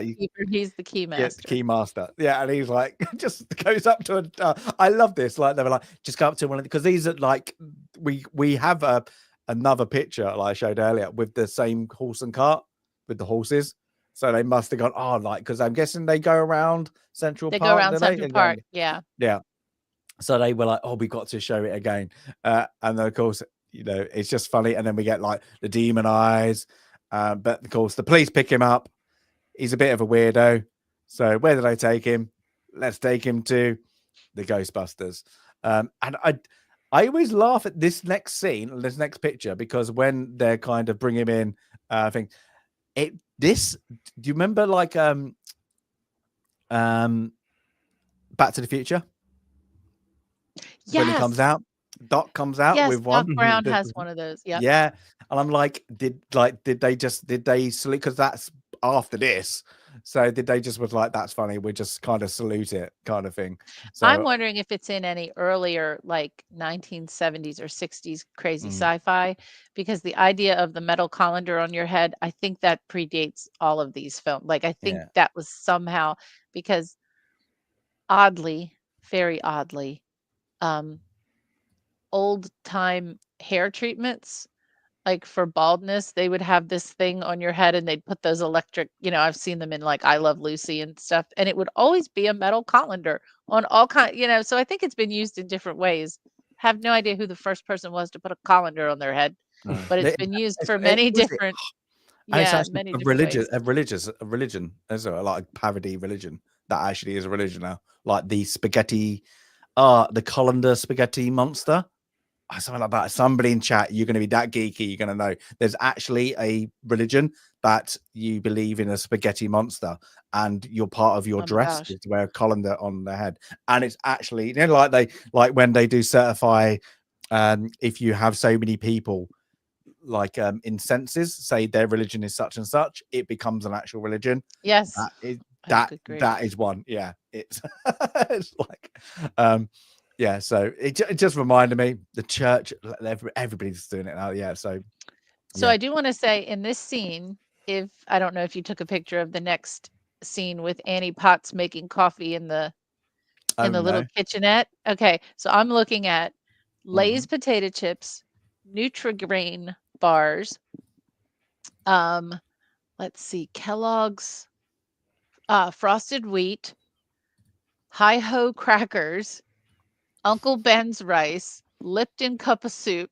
She's got everything here on this little counter. So there is quite a bit. Now I'm taking back what I said about there not being a lot of product placement, because there is a ton of product placement, but just around the food items, just around the little kitchen areas. So yeah. So that's good for a rewatch. Count all the old brands. Hi-Ho crackers. I haven't seen them in forever. Never had it. Very American. Little cheesy. They're like little Cheez-Its, cheesy crackers. The ones I eat now are like Cheez-Its. Yeah. So we get that.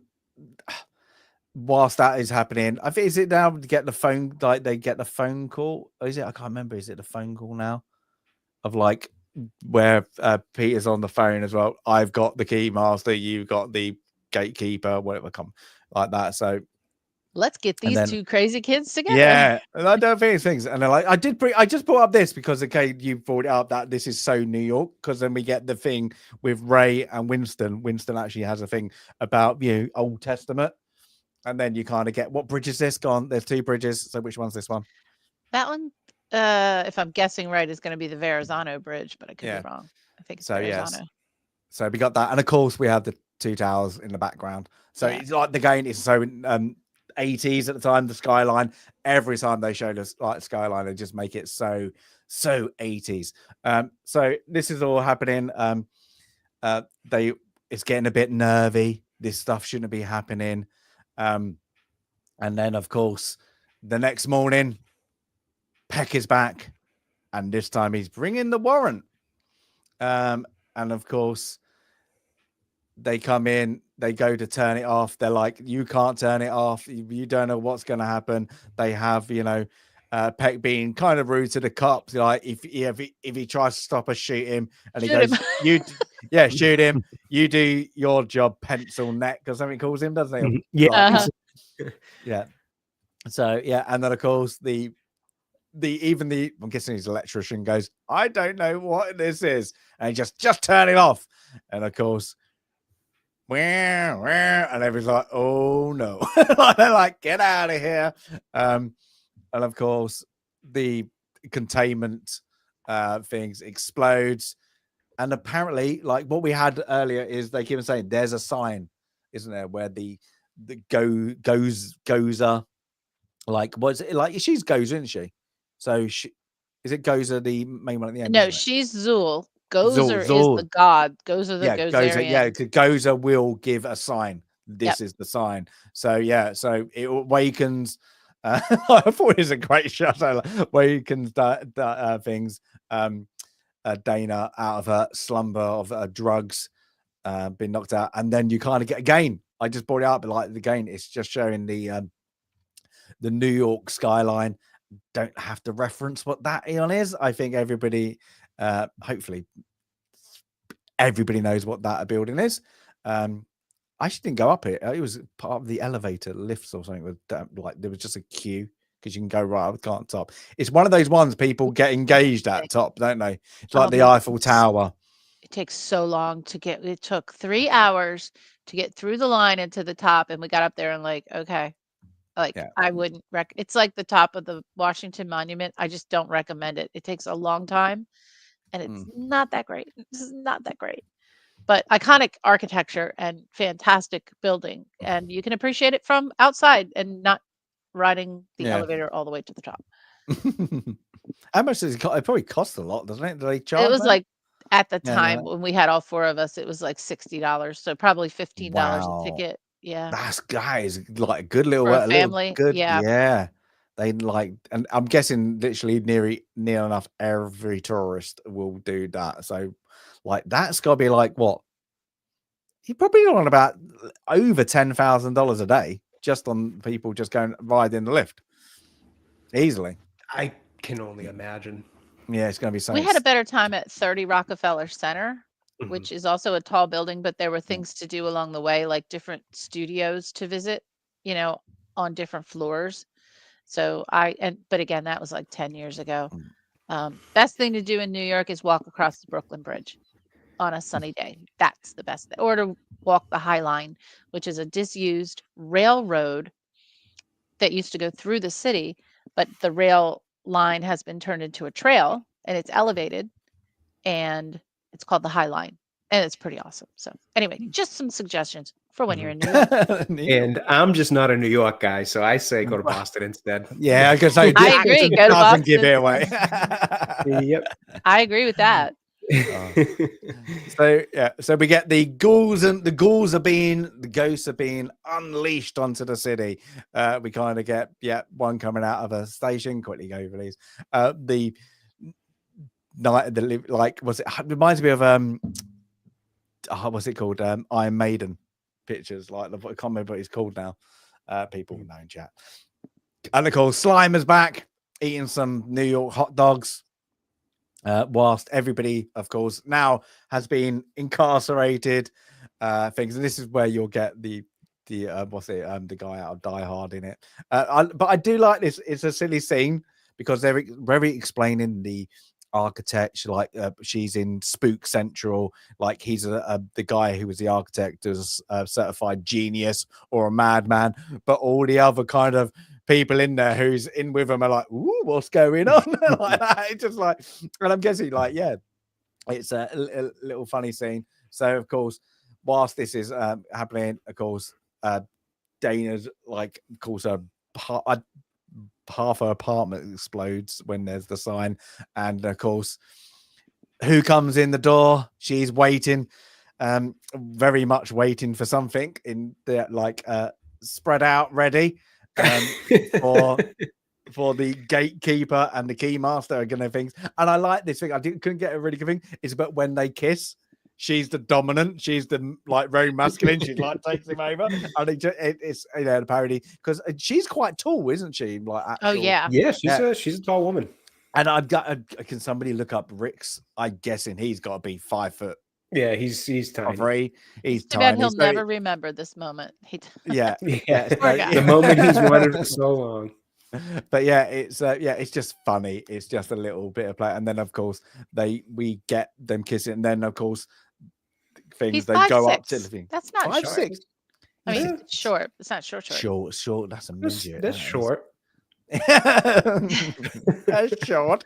Everybody in chat. I'm trying to not be mean, and then I'm realizing like, oh, I don't know how tall anybody in chat is. Sorry in chat. Didn't mean that. He just called you short. Yeah. I get for a woman, obviously for a man that is short. I'm 5'5", so yeah, that is short for a man. Yeah. So I was going to say, yeah. See, Highlander said it too. I'm not alone. All right, Highlander, we're together on that. Yeah. Now the next bit is very like it's a get you out of jail situation. It's how they set up. Literally, how do we get them out of the jail without over explaining it or having a trial? It's literally they get called. The mayor needs to see you. Stuff is going weird. You're the only people who can kind of explain it. Police chief, the bishop, the fire chief, everyone. Yeah, everybody's there. And of course they call the funny line is, and we had it earlier. Yeah, they call Peck in because he got them arrested. You know, what's going on? Is it true what you did?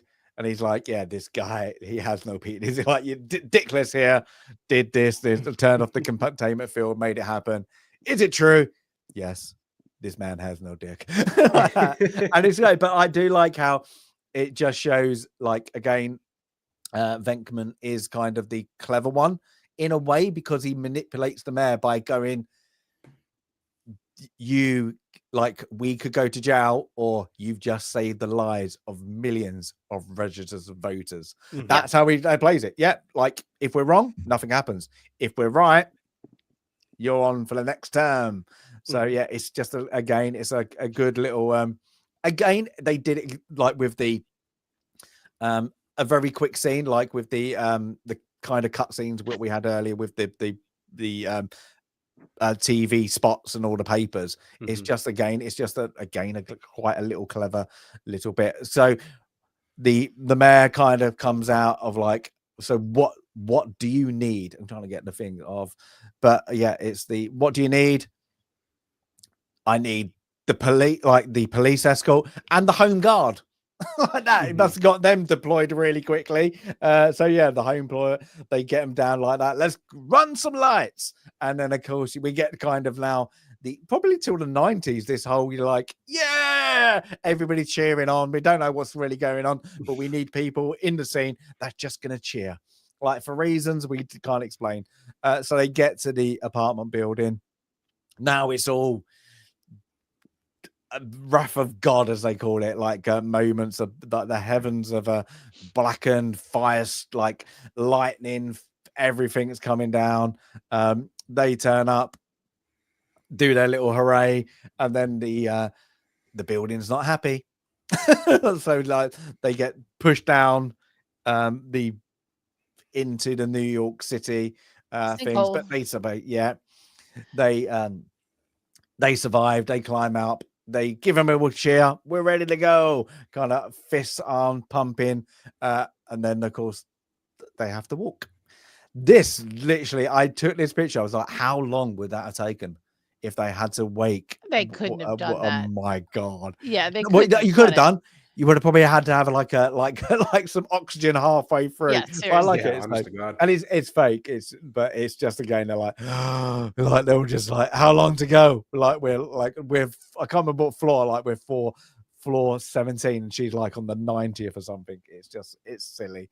It's great. But they get there like so. They've now. I do like this because now she's outside with him. Blatantly, they've had a bit of sexy time.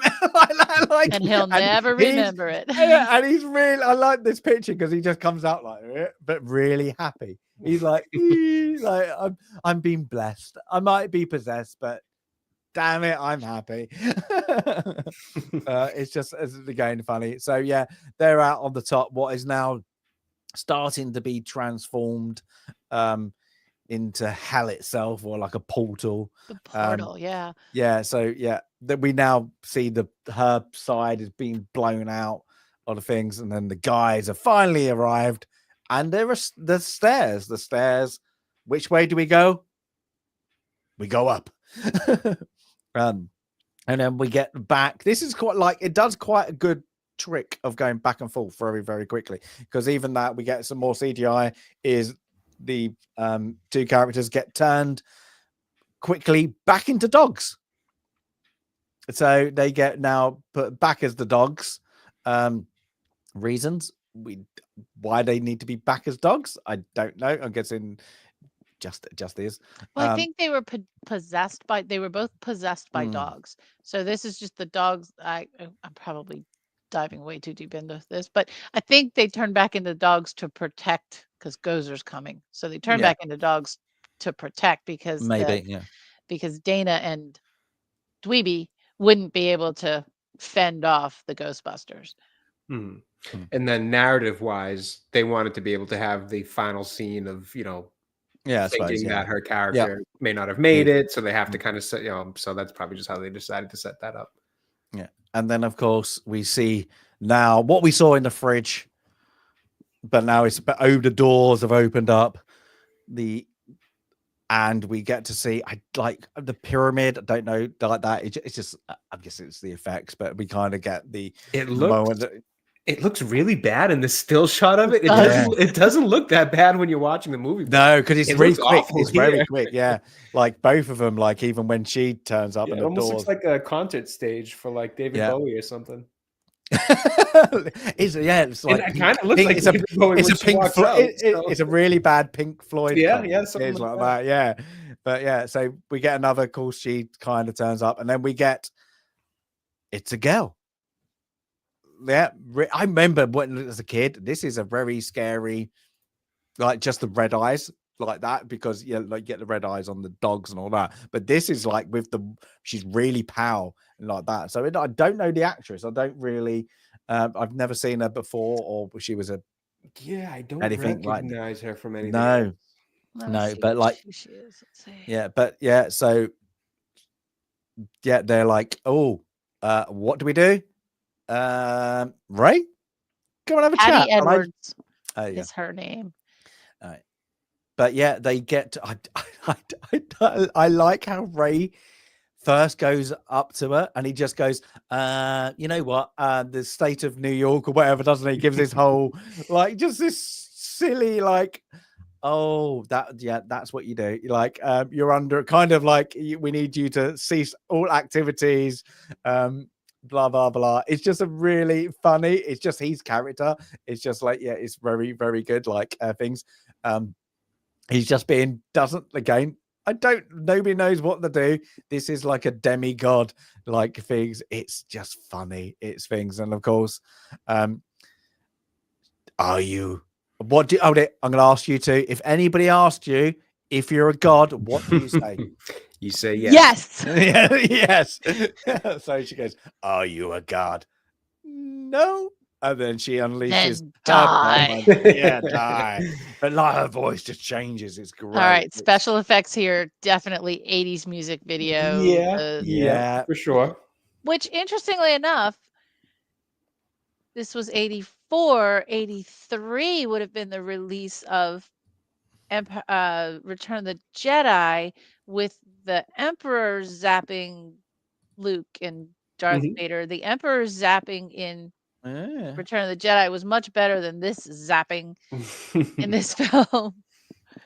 It is a bit, it's I would agree there. Choice is just a bit. It's a what can we do? But I suppose they wanted it different than the yellow and the red, so they were like, well, what's? But even when you're looking at the the streams from their devices, even that it doesn't look great. But again, it's the times.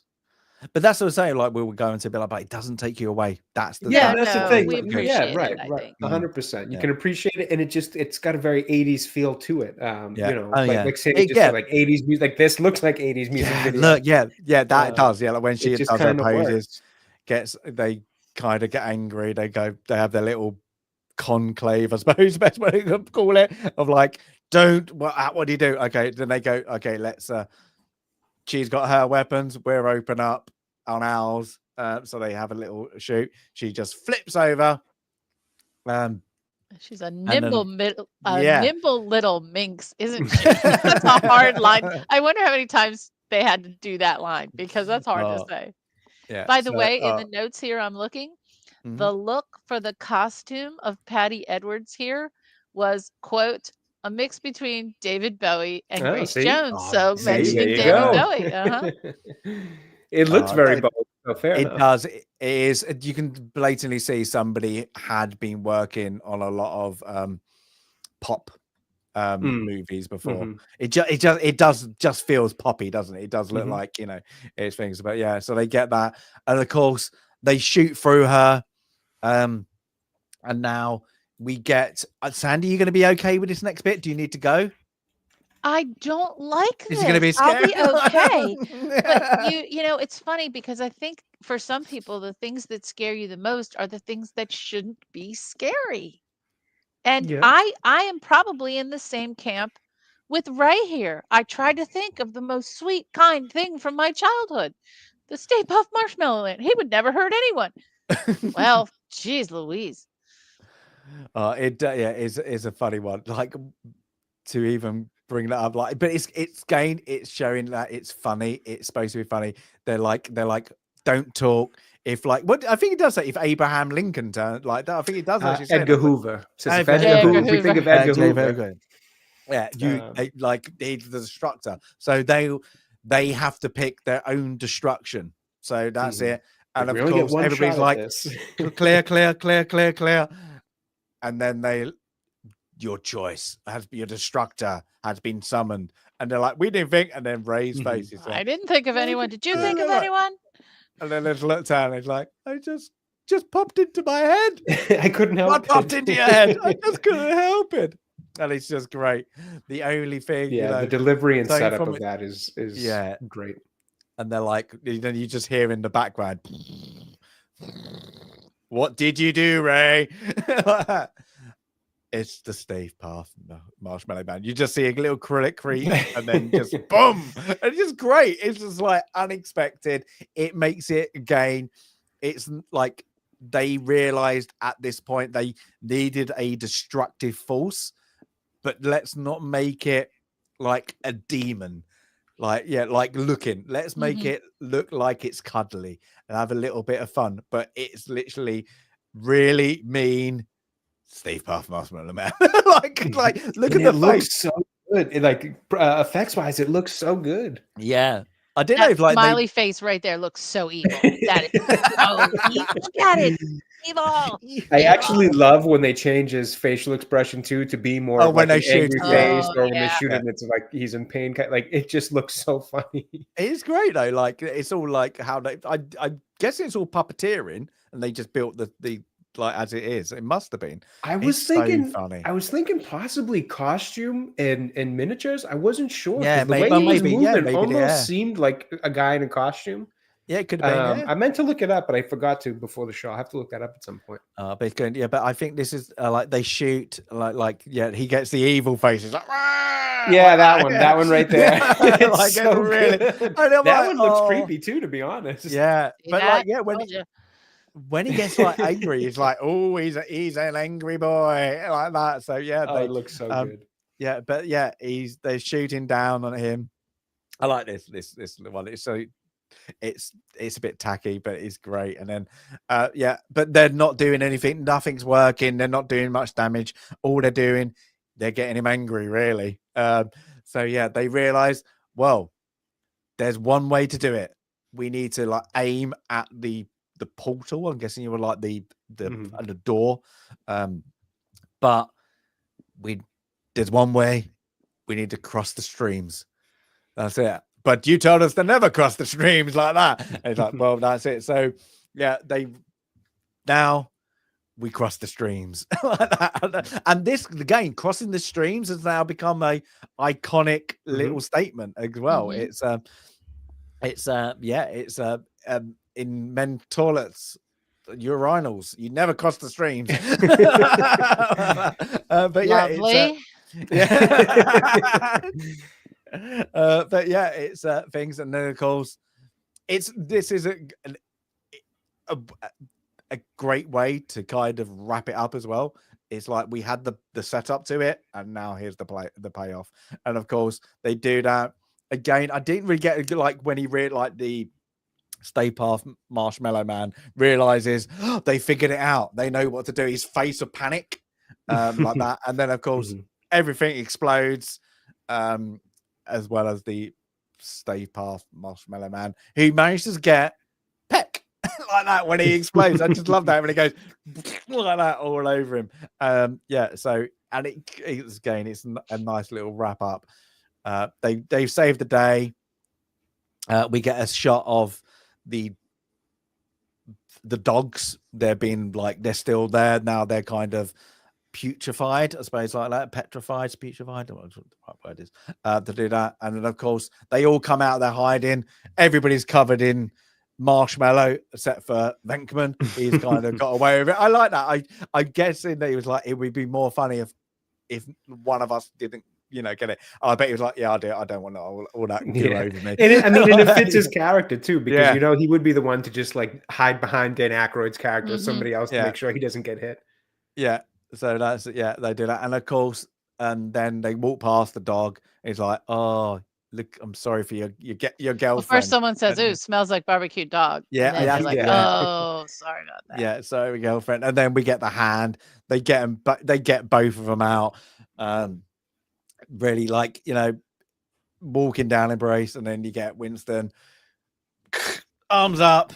I love this city. It's just a good little ending. It's like it's very quick ending, but it's very iconic. Like everything about that ending, like with Stay Puft Marshmallow Man and all that. And of course, they go outside. Everybody's cheering. We have another movie with our kiss at the end. A very awkward kiss too. I didn't realize how awkward this kiss was until watching it this time. Yeah, it was like really. It even looks awkward there. Really. Like Bill Murray it's like he's never kissed somebody before. And then, of course, it just ends like with everybody going for it. And then it ends, of course, with Slimer. I love that bit because it goes through everybody and then it ends with it's Slimer. It's just like there's so much iconic. It sets everything up. It's not a very long film, really. No, and it moves quick. At some points maybe a little too quick in terms of telling story, but in general, it's a quick ride. Yeah, I say like when I watched it the first time, I watched as an enjoyment, and it was the second time when I suppose you go more into it because I just enjoyed watching the movie. Yeah. It was like that. I was just like, oh, you know what? That's a good one, isn't it? That's a fun one. And it's just like, you just come out going, and then I think I've annoyed my girlfriend just by going, who are you going to call? For the last week. Like that. You can't help it. Yeah, it's just like, she's like, oh God. Yeah. It's like that, but what a movie to be on the wheel. Yeah, I must say, like if one of us would have put it, Sandy. Oh, I'm sure. Definitely thinks, and it's just it's iconic. It has so many iconic lines, quotes, literally gone into pop culture as well. Like this is like so firm on different pop cultures, on people's cosplaying. it's like 1984, and of course they rebooted it, and now they kind of redid it again. It's brilliant. I really, really enjoyed watching it. I was like, you know what, this is a good one. And then we had a discussion of like that about number 2. We were like, oh, we want to watch number 2 now because it's not a bad movie. I don't mind. Yeah, I don't hate number 2. It's not the same magic as number 1, but I don't hate number 2. No. So Sandy has got stats. Yeah, it's one of those films that's in a kind of in a class by itself, right? It's not, it is a comedy, but it's not like other comedies. The subject matter, I don't know, we don't see these kinds of films. I want to look and see if I had forgotten any fun facts. I think I covered, the Blues Brothers and all that. Okay, so now let's go into the stats, the numbers. It had to be a hit. It was absolutely a hit, but it was a hit during a year when there were a lot of hits. So it was made for a budget of $27.9 million at the time, considered a pretty hefty budget because of the number of special effects. So that's like $86 million today. It made what would be in today's dollars $1.5 billion. Wow. It was a huge hit.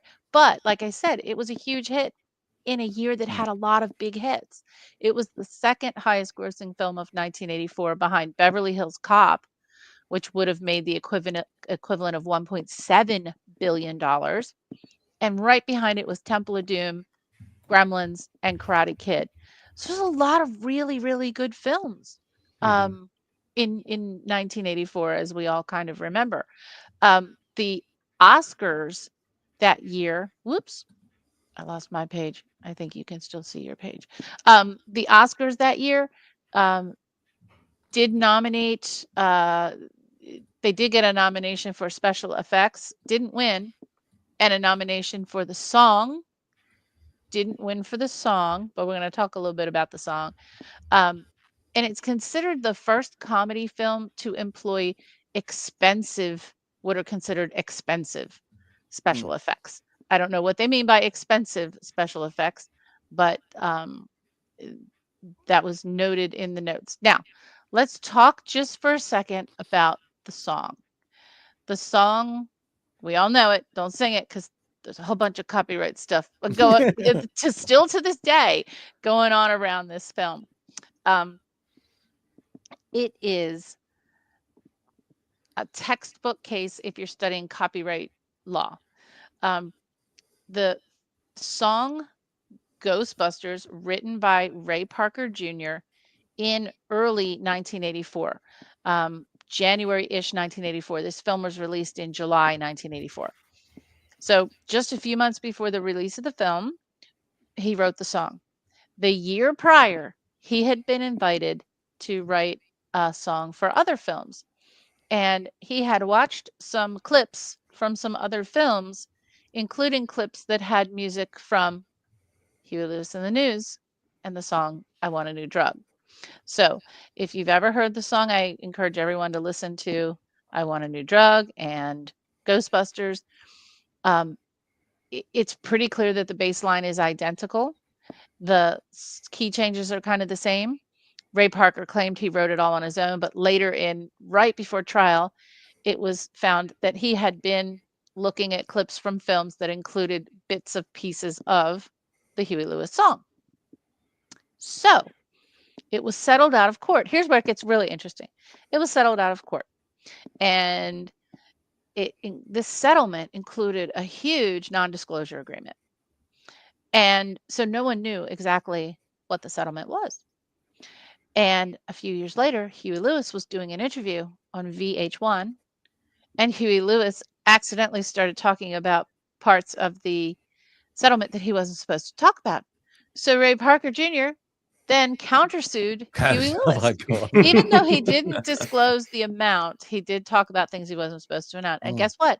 That lawsuit was settled out of court, and we don't know what the terms of that lawsuit are. So here's the thing. it's really, you know, when you listen to the songs, you can see it, you can hear it, and you know that Ray Parker did, whether he knew it or not, consciously or unconsciously, he was exposed to "I Want a New Drug" before it was released and before he had written the Ghostbusters theme. But this kind of goes on in lore because, like, no one still knows. Like, I think Huey Lewis must have gotten a huge payday because that song became huge, and so he must have gotten a cut of the profits or something, where he would be willing to walk away from it, because this lawsuit happened years and years and years after the song was already extraordinarily popular. So he knew how popular the song was. So the settlement must have been incredibly rich. But that's just a geeky law school thing that, you know, that's like a core part of copyright and trademark class in law school. But again, look at 1984. What great films. What a nice year 1984 was. There's not a bad film on that list. I mean, I got to see Temple of Doom in the theater and Karate Kid in the theater. I did not see Gremlins in the theater, and I've only seen Beverly Hills Cop on television, probably edited. But what a great, again, another time where you could go with your friends to the theater and you could just choose from a variety of films that were playing. You didn't have to worry about, oh, is there something I want to watch, right? There would be something to watch. Can I say it before Jay says it? I wasn't born. Go ahead, Jay. Go on, Jay. Go on. I missed 1984 by a little bit, unfortunately. I wasn't able to see this one in theaters, but it was a great watch later on in life. I think all those movies, I've watched multiple times. So yeah, it was a good year. Good year. So let's go. Like, should we go by the youngest, or should we get should we go? Yeah, let's go youngest first. Yeah. Okay. So let me go. Here I go. So Sandy, you're up. We'll go youngest first. I'll be last, honestly. Go ahead, Jay. I mean, for this one, this is an easy one for me. I love this movie. I give it an incredibly strong 7. You know, is it perfect in the sense of fundamental parts of criticizing movies or movie making, however you want to look at that? Is there some story issues in terms of the speed in which kind of things progress, especially from them going from professors at the university to actual full out Ghostbusters? Sure, there's issues there, but this isn't a movie that it's not built to be under that kind of microscope. So I don't want to, view it from that kind of thing. So it's really easy. It's funny. It's a good movie. It's funny. The characters are good. It's clever funny. It's not just low hanging fruit funny. Effects wise, do they all hold up? No. Do some of them? Yes. And the ones that don't, can you just make peace with that given when the movie was made? Absolutely. Doesn't break it for you. Doesn't take you out of the immersion. Doesn't ruin the movie. If anything, I think it adds to the charm of it being a little slice of 1980s, especially 1980s kind of pop culture. Outside of that, I mean, it's iconic for so many different reasons, from music to vehicles to lines to even ghosts like Slimer. There's a reason this movie was a phenomenon, and I think there's a reason it's still the best Ghostbusters, all these years later, when they've tried to go back to this well, I don't know how many times at this point. It's just a great movie. So I give it a 7 in terms of that. And one thing I actually like to point out about this is, one of my favorite things about movies is the intangible quality of how good it makes you feel. And that's something that can be sometimes attached to good movies, sometimes attached to bad movies, but they just have this special little place of every time you watch it, you feel good. It's like a comfort food. Every time you watch it, you just feel good. You could have stuff going on in life, but if you really need that escapism, that's not just 2 hours of your mind being somewhere else, but 2 hours of you being happy because whatever it is you're watching puts you in that spot.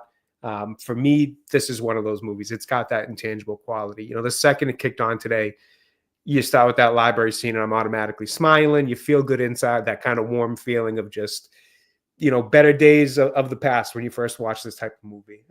There's quite a few in my list that do that. The first that come to mind is always the Harry Potter movies. Those ones I can always throw on and just feel good. This is one of those as well. It's got that intangible quality that you can't put it under an analytical microscope. It just either has it or doesn't. And like I said, sometimes good movies have it, sometimes bad ones have it, but they just kind of have that feeling for you. So it's another reason why I just love this one. big time recommend. Can't recommend it enough. And it's a watch it every time it's on type of thing. Awesome. Now, Jay, you were also, will you tell us a little bit about the video game? So I don't know too much about it. I've never played it. I bought it a few years back. I think it was after actually one of my recent rewatches. I think it was 2023 was the last time I rewatched this movie. And I bought the game because I was checking to see it on my PlayStation Store. I bought it, never played it, didn't even put a minute worth of time into it. But I had been told by so many people that it's a really, really good game. And Island. Angry. I've been told by many people that it's a very, very good game and that it's kind of the spiritual, third movie in what would have been the third movie for them. I believe Dan Aykroyd's cool. even said that. And I think it's been documented. Yeah. I believe Ernie Hudson as well. Maybe he's Ernie Hudson's in the game. I think to a pretty decent sized role from what I was seeing in the trailer. So I've always been told really good things about it. I bought it after the last time I watched this movie. And I may actually stop playing it this time around because I needed something to stream anyways. So, and I did actually I just got a new capture card, came in the mail yesterday. So after the stream, I'm going to be setting all that up so that I can get my PlayStation up and running for streams again. Awesome. But from everything I understand, it's a really, really good game. And it's like a spiritual successor to the second movie or to the franchise as a third film. So yeah, I'll be excited to give that a try. I look forward to it. James. It's just a fun movie, isn't it? It's literally this, like, I can't remember how many times I've watched this, but it's literally, is it like one of those epic movies that you could go 10 out of 10? I don't think it is. I would go for a strong 8, just because of what type of kind of movie it is. But it's like, as Jay said, it makes you smile. It makes you sit down and go, oh, this is a good one. I'm going to enjoy this. And then, like, it's like how it runs, and like as we've gone through the kind of how the tricks are done to speed up the movie at certain points and not over explain of what you're seeing. They don't have to play to the level that the audience is dumb. You're watching just a fun caper kind of thing like that, of ghost ghouls, a bit of fun, a bit of comedy. It's like that. All the acting doesn't have to be on top par, but it's kind of all believable in a very silly New York, like ghouls are coming out environment. It's just brilliant. It's just, you can just, again, it's one that you highly recommend because you want everybody to have watched it. Just like go and enjoy it. It's one of those ones you sit down, you really just enjoy it. It's one of those ones that you probably, as I say, like that's supposed to be like the third movie, the game. You get annoyed at there was Trouble in Paradise by 2 of the crew members not getting on until what's the name on his deathbed. But like it's a shame because you just want more. Like that's what I said, like 2 I like, and then you just get disappointed probably with the movies that are out now, because you kind of just really enjoy off the back of this one. That's why I do enjoy 2. It's of course the sequels normally never as good as the first movie, but you just kind of want more because you just like the dynamic of the characters, like the 4, I suppose, like they introduce more, but it's just a fun ride.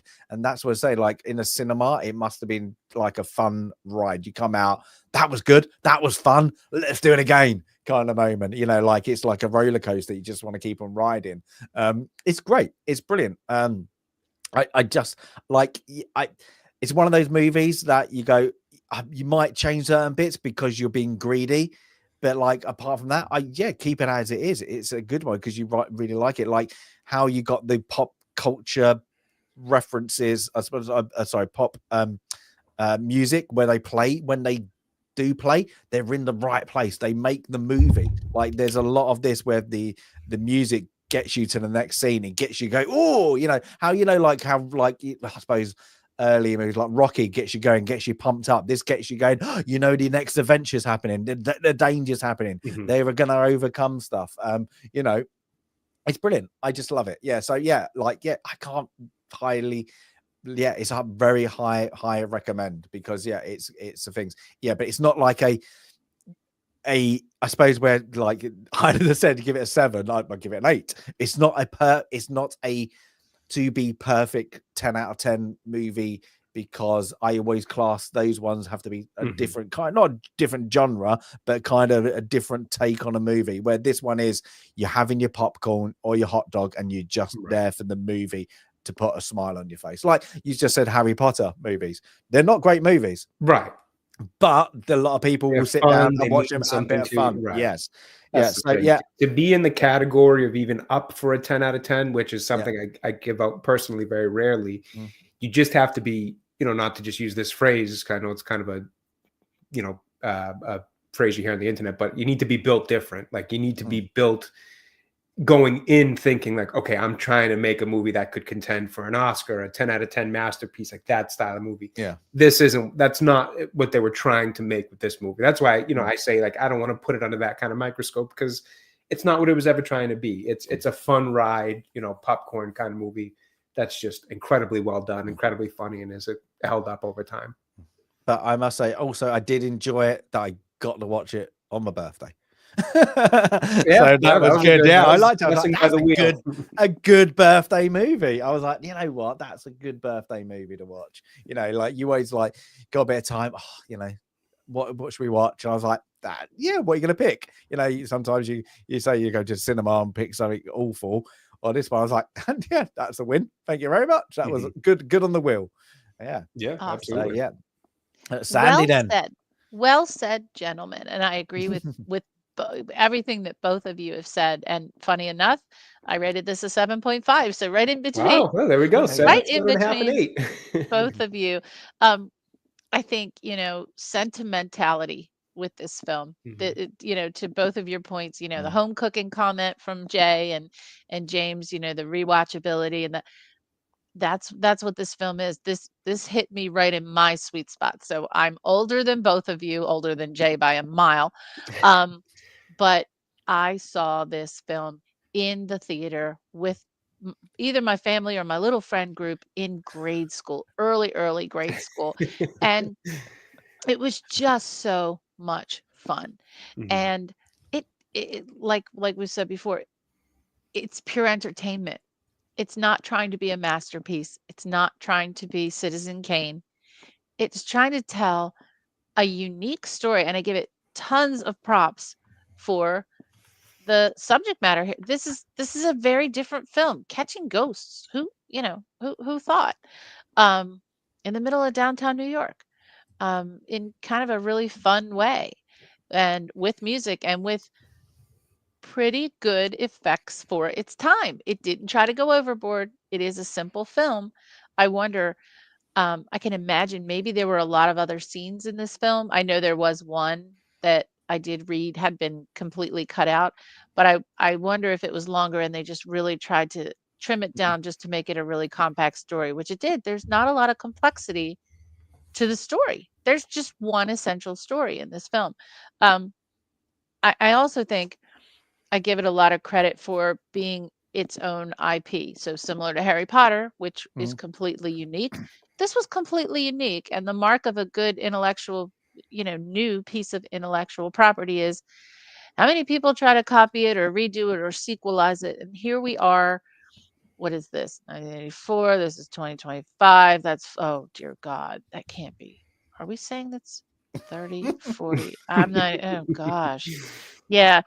It's a lot of years.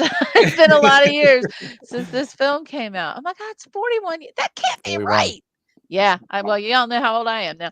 Getting close. Getting close to a landmark. But it still holds up. And to this day, people are trying to, I guess, suck all the life out of it. Because it is unique and it is something that could be squeezed for more intellectual proprietary value there. The impact that it had, all the quotes that we've said over and over again, we still say them and we still know what they mean. Maybe little kids don't, but I have a feeling someday in the next few years, those little kids today who don't know who to call are going to sit down and watch TV. And maybe even my kids, maybe someday will sit down and learn who they're going to call when there's something strange in their neighborhood. I do like filming around New York. I love the use of architecture and landmarks in any film. I think this was done incredibly well.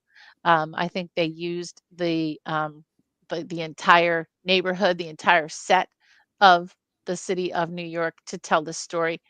And overall, like you said, it's you leave the theater or the film's done at home and you just feel good. You've been entertained. And I think this film does an amazing job. I will comment, I don't think the acting is tip top. I think you're right. I think Annie Potts puts in a very believable performance. The other three characters, they're a little over the top, but then again, their characters are very quirky. So certainly don't hold it against them. I think Annie Potts and Sigourney Weaver and Rick Moranis put in the best performances in this film. But overall, I give it a 7.5 and a high recommend to anyone watching this film. And I'm sure if this one comes on television anytime, this is another one. I'm going to watch it. It's on TV. I'm walking by. Nope, I'm going to stop and watch it. I'm going to stop and watch it. And I'm so glad, as usual, to have shared this film with both of you. Yeah, absolutely. Yeah, it's one of those ones. I think it was a rewatch because of the will, but I guarantee it's not like one of those ones you're like, oh, I wouldn't have watched it unless the will made me watch it again. This was one. You're gonna watch it. You're gonna watch it, and like you say, like with my kid, I always think I was like, there's movies out there, and I'm like, he doesn't know who to call yet. He doesn't know that, and like he's gonna know. like one day he's gonna know who to call.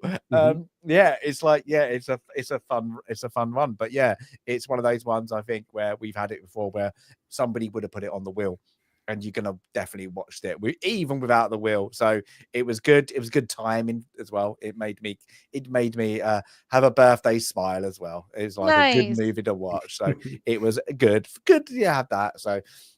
Yeah, and just having the song stuck in my head, and that's going to probably be there for a while. It will be for me too. Yeah. It's terrible. It's like when it gets in there, it does. Again, every time we hum it, Huey Lewis gets a dime, right? Yeah, but it's terrible. It's so catchy, just like that. You don't need to know. It's just that little chorus riff. You just need to know, like. And you just play it over and over again. It's just mad. It's like, yeah, it's a good one. But yeah, also just before we go on to the other things, who do you the poll? It was Peter. If most people really, that's the last of them. I would. Yeah, no, I would have picked Ray. Only because he had all the kit, it seemed. He got all the kit. I went Egon because I feel like he knew the most. I feel like I did too. I thought he was smarter. Yeah. So we're gonna end that. And but Ray and Winston, 8% each. So it wasn't that much off like the other two. But yeah, Pete, I wouldn't have picked Peter. I'm very shocked. I'm very shocked by you lot. You lot have shocked me. So as much as Highlander is shocked by our scores. So yeah. I ain't afraid of no ghost. Yeah. So yeah, it's a good one. That is a good. That was a good pick. So we got another now 80s. This is an 81 that Jay hasn't seen in a space coming up. This is it's 86, did we say this was it or later? I forget. Yeah, so that's a good little play. You get to find out who the cowboy is. So that's a bit of fun. But like that, I like that one. That's it. That's a good. That's definitely my pick. I was going to say that was a pick for you, right? That was it has to be one of mine. So from that, we've had was comedy. So we might get another comedy. We never know what the will turn up. It might fix it. Highlander in a space. See, Highlander, we're kind of getting you back to not liking Braveheart. So we get some good movies in. We're trying to wipe it out of your brain. Yeah. That and the Patriot. Them two I will never. I caught my husband watching that film the other day. Oh my! And I gave him a right.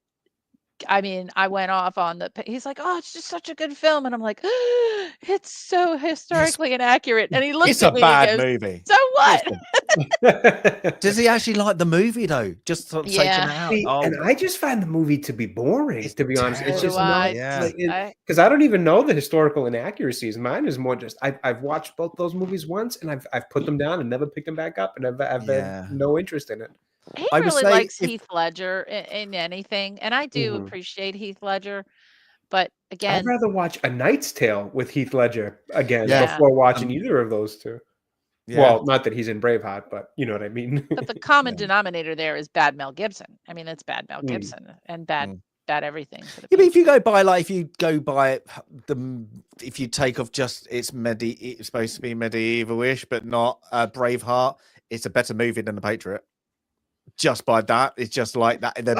Yeah, They're both bad, but literally the I'd say I Patriot like is Braveheart the more. Patriot is really, I found it like painful to watch for reasons, and then painful to watch because it's just cinema bad. Mhm. Yeah. Yeah. Highlander. In fairness, I don't have a historical inaccuracy issue because I don't even know all the historical inaccuracy issues. We didn't So think in it should fairness, be that one's accurate not to mine. begin with. What, the Highlander, Knights that Tale? one. I mean, Ghostbusters is not historically accurate either, Yeah. The Knight's Tale just always puts me off with the modern music. The music, then that's you the realise worst part of that I movie. know. Yes, Yeah. is that the stupid Too modern. soundtrack they chose And, is way too that modern. movie was for teenage girls. You know that. Well, it was, yeah, because even the female lead, and I can't remember her name, who's in Yeah, it. me She's in neither. modern outfits, Yeah. and it just really like it annoys me. It's like that. So yeah, it's supposed to be a teen.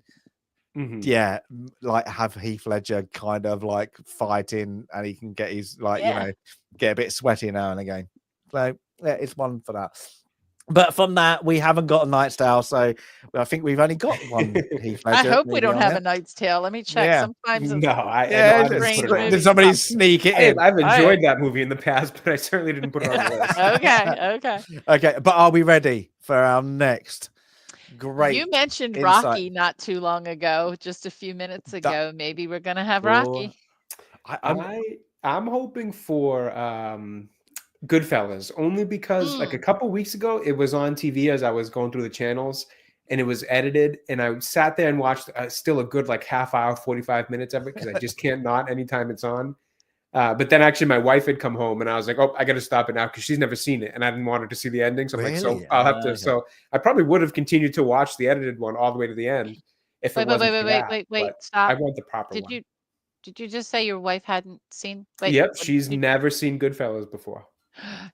Really? Never. Mm-hmm. So when my she girlfriend came home, seen we it were like, until recently, and I made her watch it. Yeah, see? made her watch it because I was it's like, so damn good. "What?"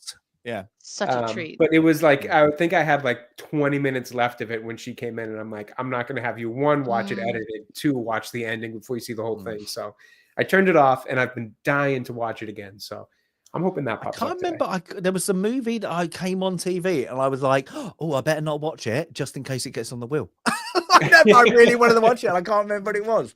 I think it was Apollo 13. I think it was. I was like, "Oh, you can watch that movie 100 times." I know, I did. Yeah, and I was like, "Oh, just in case, I want it fresh in my memory." And there was another movie I cut. It was on there, and I went, "Is this on the wheel? Is this on the wheel?" I was like, "Oh, damn it!" But there are ones that you do watch again. And I was like, do again and again, yeah. Yeah, but I was like, what would it be like though if you watch a movie and then it comes out on the wheel? You went, I just watched that literally just yesterday. You have to watch it a week, like 2 weeks. Well, that happened with Casino. I had just because Casino's on constantly, and I had seen Casino just about a week before Casino came up, and then so the next week I watched Casino again, so it's good. Oh yeah. Okay, are we ready? Highlander. This is an offense. This is a violation. Put him in timeout. Put him in timeout. Boring. Highlander. You're I am in suspense every time. Every time I watch that film, I'm in suspense, and I know how it ends because it really ended that way. I hope you're just kidding. Oh, you're just doing okay. Well, yeah. Maybe there we go. Maybe we get a space one. There we go. Maybe we haven't had that space. Have we? Really? No, we haven't. We did Event Horizon. Event Horizon, yeah, I suppose, yeah. That was more horror set in space, I think. I'll tell you, that movie gets better every time you watch it. Event Horizon. I'm not kidding. You know, it's funny because I was just thinking about that movie the other day too. Somebody had mentioned. I was watching something where they mentioned biblically accurate angels, and I immediately thought of Event Horizon because the thing itself had looked like one. So I was just thinking about that movie recently. Okay. Right then, let's do it. Well, hold it. We did mention Animal House. That could be on. That's on the list. I see that right there. Oh yeah. So we did mention that as well. About a politically incorrect film today. Let's see if that holds up. Yeah, it's going to be a fun film to navigate. The end, right at the end, with the parade. I caught that end and I watched it, and it still made me laugh. It was. It does. Okay. I gave my love a cherry that had no. I can't say. Okay, let's do this anyway. Let's go this before we talk about what the movie is, and then we might talk about another movie before we go. Anyway, 5, 4, 3, 2, 1. As always, let's go.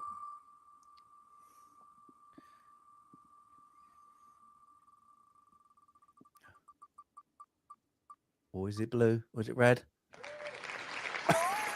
Okay, we're doing anime. Oh, okay.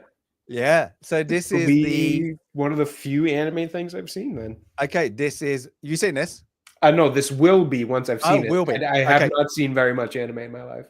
Well, I know who we're inviting back. I have not seen either, so I'm looking forward to it. Akira. Yeah. Okay, Akira. Okay, this is why I put this on this.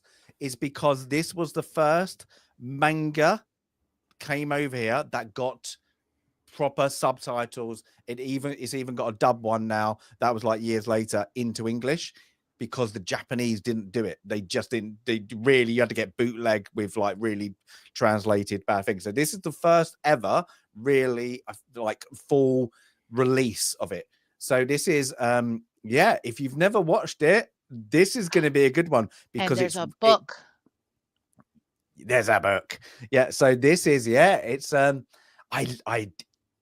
iconic references for later anime is all on this. This is the birth of manga in United States and real like in Europe. This is literally from it like that. You had the comics, of course, like that, but this is where it kicked off the first one. So now I've put some more animes in there, but I'm glad this one came out first.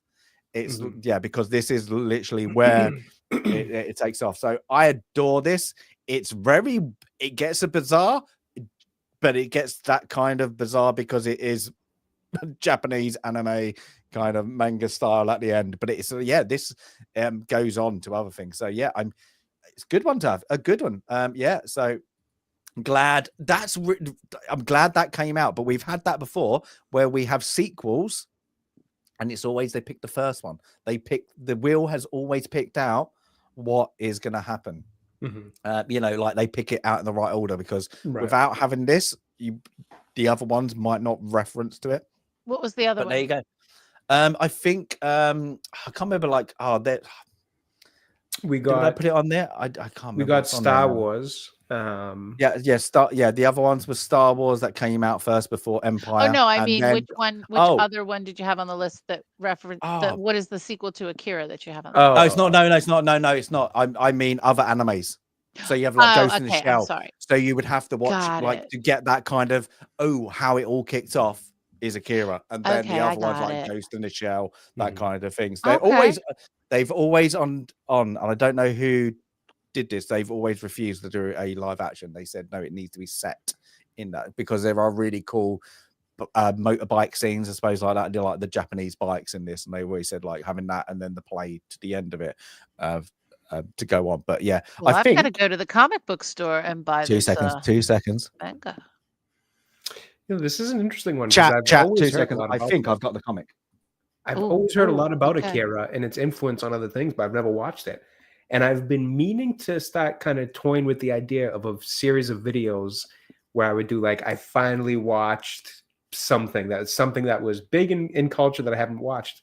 And maybe I'll start with Akira. That wouldn't be a bad idea, because it's one I've always heard a lot about, and I've never got the chance to watch it. So I might watch this and do my first I finally watched X series of videos. I like that. I think you should. Yeah, that'll be fun. I can't find it. I definitely do, because it was the first one, and I got it way back, and it was the first print of when they did it in English, like the reprint of the because they did it in like little books but then they did it as like into the manga, and I've got it somewhere, but where it is with that whole lot, I don't know. Like it's down here somewhere. But yeah. All right. Well, I haven't been to the comics book store in about a year. I took my daughter to get some, as they call them, graphic novels. We call them comic books, kid. But I have to go to it's Third Eye Comics is our local, locally owned, not a chain shop that we go to. So I'm gonna have to go there and see if I can find it there. Awesome. Yeah, there is. Yeah, I think they did it as like because it all came out in stages. I think they've now put it into like one, so you'll probably get it like as an omnibus. Okay. Yeah. Cool. So or whatever you call it for manga. I don't know what you call and this is our and this is our first. I suppose you want to go. This is our first cartoon.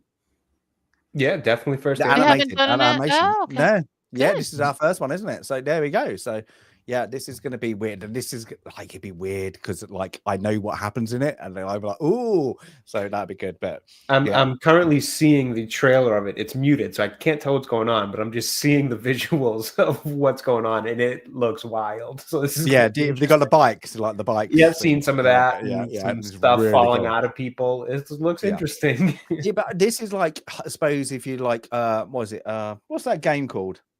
Like a lot of heavy into like these cybertronics, cyberpunk. Cyberpunk. Yeah, like a lot of that. Like see, like it all. I can see that. Like that, you go. Yeah, if you like that kind of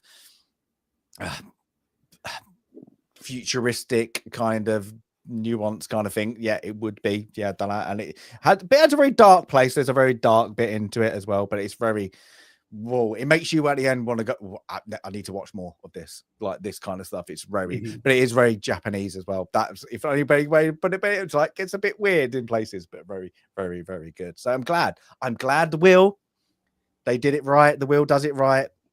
Picks the first one first that you should watch before anything else. So yeah, good onto the Wheel. There we go. All the hail the Wheel. But I need to ask a very important question, and I don't know if it's not an important question because I probably know the answer, but I need to ask Jay, how was your cinema date? So funny you should ask. We didn't end up actually going because when we got saved by Mother Nature on that one. When we went to dinner, it started snowing, and by the time we had finished, it was like a couple inches already on the ground, and we were looking at like 8 to 10 inches coming. So at that point, it was like 8 or 9 o'clock. I'm like, I don't want to go sit and watch this movie for 2 hours and then come home to a driveway full of snow that we can't get up. And or just have to drive on the roads that probably aren't plowed yet. So I made the executive decision to put it on hold till maybe this weekend. But I'm going to be honest, I feel like the only reason I was going to watch it was for the sake of giving it a review. And the window on that might be closing. And I just feel like I could put my time towards something better than that right now. So I may just skip that one entirely and work on some other stuff. Get my streaming setup back up and running tonight, and all that kind of stuff seems a little bit more important to me right now than going to watch that movie. So fortunately or unfortunately, however you want to look at it, I didn't actually see it. So we'll Mother Nature defeats Captain America. Was Captain America. Yeah. So there's I've let's say I think we've now all heard bad things. Let's say it's like I'm kind of at that point, and like it was almost too difficult to unavoid seeing or hearing any little I've bits not heard about any it. spoilers or anything like that. I haven't seen major spoilers, but I've seen some things, like I've seen the leader and how he looks in it, and some just little things and just a bunch of headlines of it's crap. That it's like if I don't go the first weekend, it's really, really tough to be completely unbiased, because you just, by chance, being in the nerdy world that I'm in, the things that I'm listening to all day, like you're gonna hear little bits and pieces of it. That's why I try to go opening weekend for movies like that and to review them. But at this point, it's like, one, I think I missed the window of opportunity to a degree. Two, I've already just heard so much already about it just being bad that it's like, I don't know if I can give it an honest, clear-minded take without already having some preconceived notions on it. So I might just let this one blow by in the wind and catch up on Marvel for the next one. We'll see. Yeah, I just keep on seeing all the normal media, I suppose, like the mainstream media, just lying about the numbers, like, he did this, but nobody's like, but that's the first budget. It got reshot like 4 or 5 times. It's like that budget is got to be horrid. Saying it is. And Yeah, then so I was sitting down watching something over the week. I think I was watching a Celtics game in this last weekend, and a commercial came on for it, and it was like number one. The way they were describing it in the commercial just made me laugh. It was like the movie event of the year or something. I'm like, really? Like, you guys really have the balls to call it that, huh? I'm like, it might be for what's coming out this year. I don't know. Yeah, we'll see. But yeah. the movie event of the year, some crappy movie that went to. Well, I don't know if it's crappy or not. We'll see. I'll have to actually watch it to tell. Well, you're saying that you're talking about really crappy movies. Yeah, crappy movies. I was going to do a thing, and I didn't have time to do it on that Conclave because it's so terrible. I was like, I've got to like give her, and then it won the bloody BAFTA for Best Picture. Did it? I was like, oh my! I was like, that is terrible. That was like me. Was it last year or the year before? Whatever year that movie, Everything Everywhere All at Once, like cleaned up at the awards. So awful. I watched that movie. I'm like, dude, this is a terrible movie. This movie is awful. It was terrible. It's nonsensical. It makes no sense. I'm not entertained. It feels like it's wasting my time trying to push an agenda type message where I'm just like, dude, I don't care about this movie got very at all, bored and I think it's terrible. Yeah. And it also wanted to be like raunchy for the sake of being like raunchy and memorable, like the scene where the guy, runs and jumps and sits on the thing, and it's like, and the whole thing was just like, you're trying way too hard to be something that I don't even know what it is you want to be, but whatever it is, you're trying way too hard, and it is missing on every aspect. But the damn thing cleaned up at the awards. I felt like I was taking crazy pills or something. I'm like, I don't understand. My wife thought the same thing. She hated it. We watched it because I kept telling her, like, this movie, everybody's talking about it. It's supposed to be really good. We threw it on, and about half an hour in, we're like, this is kind of weird. And about an hour in, we're like, dude, what the hell is this? By the end, I'm like, thank God that's over. I literally never want to watch that movie again. Yeah. That movie, you're waiting for something to go. I'm waiting for the twist, the click, like something to click. Exactly. Yeah. And then you just come out and you're like, oh, it just ended. Oh, okay. That was. Oh my God, it was terrible. The hot dog fingers and everything. Like, what the hell was that movie? I still. That scene at the end when there were two rocks, they were both just rocks talking to each other for like way too damn long, and we're reading subtitles of two rocks. I'm like, dude, what the hell is this movie? It would have made more sense if it was a Nicolas Cage movie. Yeah, and I would like I get what he's doing. He's doing his weird thing again. That wasn't Oscar worthy. To not only have won Best Picture, but that thing cleaned up. Yeah. It won everything that year. I thought, I thought I was on crazy pills. I'm like, the world is seeing this movie for something that I just totally missed. Yeah, I think this is the last year of not just the BAFTAs, but the Oscars as well can put that kind of vowel over their award ceremonies. I think things are definitely going to change. I think this is the last year where they can just go, here you go, because we wanted to send that message. Just like, whatever. I think the numbers have got to be dreadful. The viewing numbers. These things are happening, and I don't even know anymore when they happen. Like I just saw, I was sitting down watching something the other day when I saw. I was going to say Colin Farrell, Conan O'Brien commercial. I'm hosting the Oscars, March, whatever. I'm like, I turned to my wife, like, are these usually in March? I thought they were in like January or February. Like, isn't this supposed to be earlier in the year? Or like, got pushed farther and farther every year. And then, COVID stopped it and something else happened and they postponed the Oscars. And it was like, geez, Louise, but it's all of them too. Like, who cares? Like it's the useless. Grammys were recently. I didn't even know it happened till like 3 days later because I'm seeing memes of like Beyonce winning when she wasn't expecting to or something. Like I'm seeing memes of these award shows 3 days after they happen. Like, is that did the Oscars just did the Grammys just happen? Did the BAFTAs just happen? Apparently, that's the thing. They used to be like this entertainment program that used to be witty and funny, and then people will be like, there's some really good movies. And then you like, I used to love watching you get like the nominations for Best Picture. Now it's like 10 of them, and it's like whatever. But you go, oh, I haven't seen that one. Let's see what it's like. And then try to see all of them every year. Yep. And then make up your mind. And now you're like, what is that crap? Yeah, you look at them and you're just like, this seems pretentious. This seems full of itself. Like, I don't want to watch any of these. And then you watch them and you're like, what is that? That's not a movie.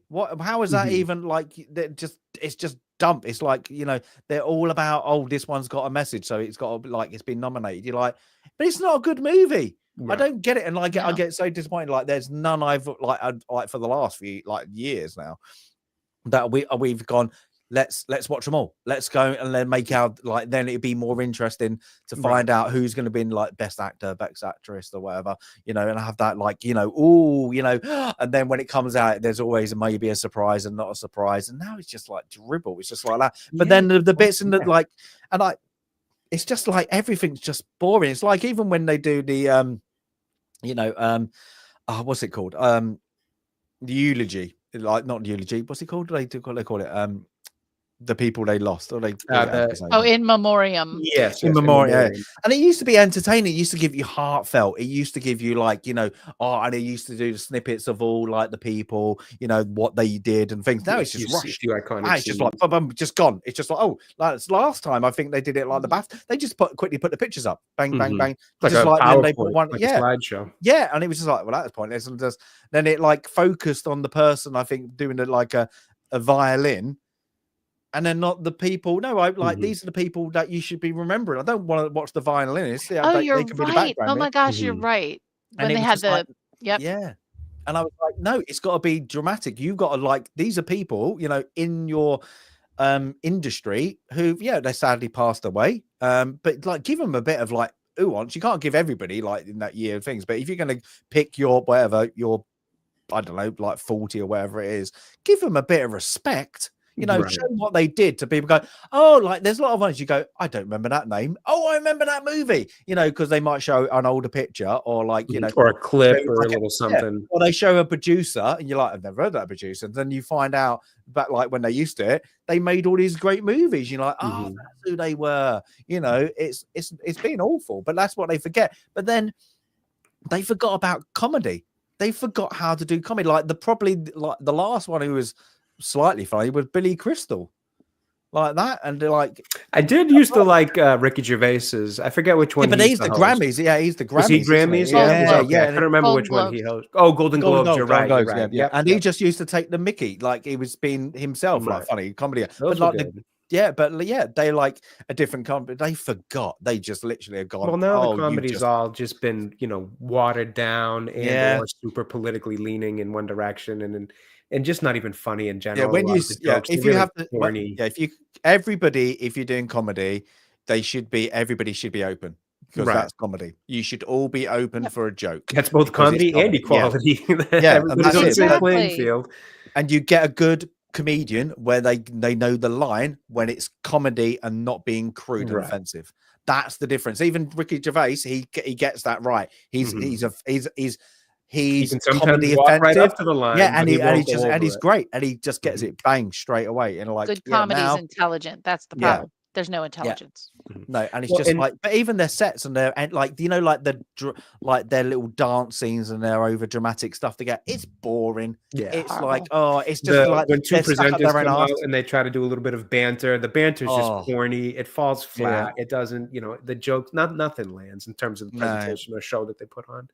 And the other part that stinks too, or not stinks so much, is just they kind of did it to themselves, was, a large portion of fans, myself at least, I think, myself I know, but I at least think that a lot of other people must have felt this way, was you'd watch a movie during the year and you'd be blown away by it. You'd love it. The kind that you're telling all your friends, family, whoever to watch, so-and-so was great in it. This actor was phenomenal, performance of a lifetime. You got to go see this movie. So by the time the Oscars come around, fans would be invested in that actor or that movie winning an award and seeing, what they loved throughout the year, get the recognition for it come award season. One of the things that I think has happened is Hollywood actors have just made themselves so unlikable to people that they don't really have that kind of following or fan base anymore. No one gives a crap if your millionaire self wins an award or anything anymore, because nobody really likes you guys anymore. You're all kind of act like, for lack of a better term, assholes all the time. So nobody's invested in you, your career, or your awards that come out of it at this point. I think the last time for me I was able to feel that way going into the Oscars was recently, actually, a couple of years ago. I was surprised it even happened, but it was because it was an actor who's stayed low key and stayed out of this kind of stuff. In terms of public opinion, it was Brendan Fraser for his role in The Whale. Which when I saw the trailer for that movie, I instantly went to my wife and we got to go see this movie, because this looks like one of those unbelievable acting performances. And it was. I thought he was fantastic in the movie. The movie itself let me down a little bit, but Brendan Fraser in The Whale is brilliant. It's a performance of his career, in my opinion. And he's just seems like one of the few genuine, still kind of nice guys you can get out of Hollywood celebrities. And he's got a pretty sad story about some of the stuff that kind of went on with his career too. So you just felt for the guy. You were rooting for him. You wanted to see him win this one. And that was the last time in the past, like 10 years, I feel like I felt that kind of, right. Yep. Yeah, that kind of fandom again, as a film fan, as a fan of Brendan Fraser, the actor, like rooting for somebody and actually tuning in to see, is he going to win? Did he win it? Like I saw that he won at the Golden Globes. Is it going to carry over to the Oscars? Like I used to be invested like that all the time because I loved film and movies and I appreciated what actors did in these things. That's been totally gone because I just don't appreciate the people that these actors show themselves to be in terms of social media and being, jerks to just normal people who may not always agree with them.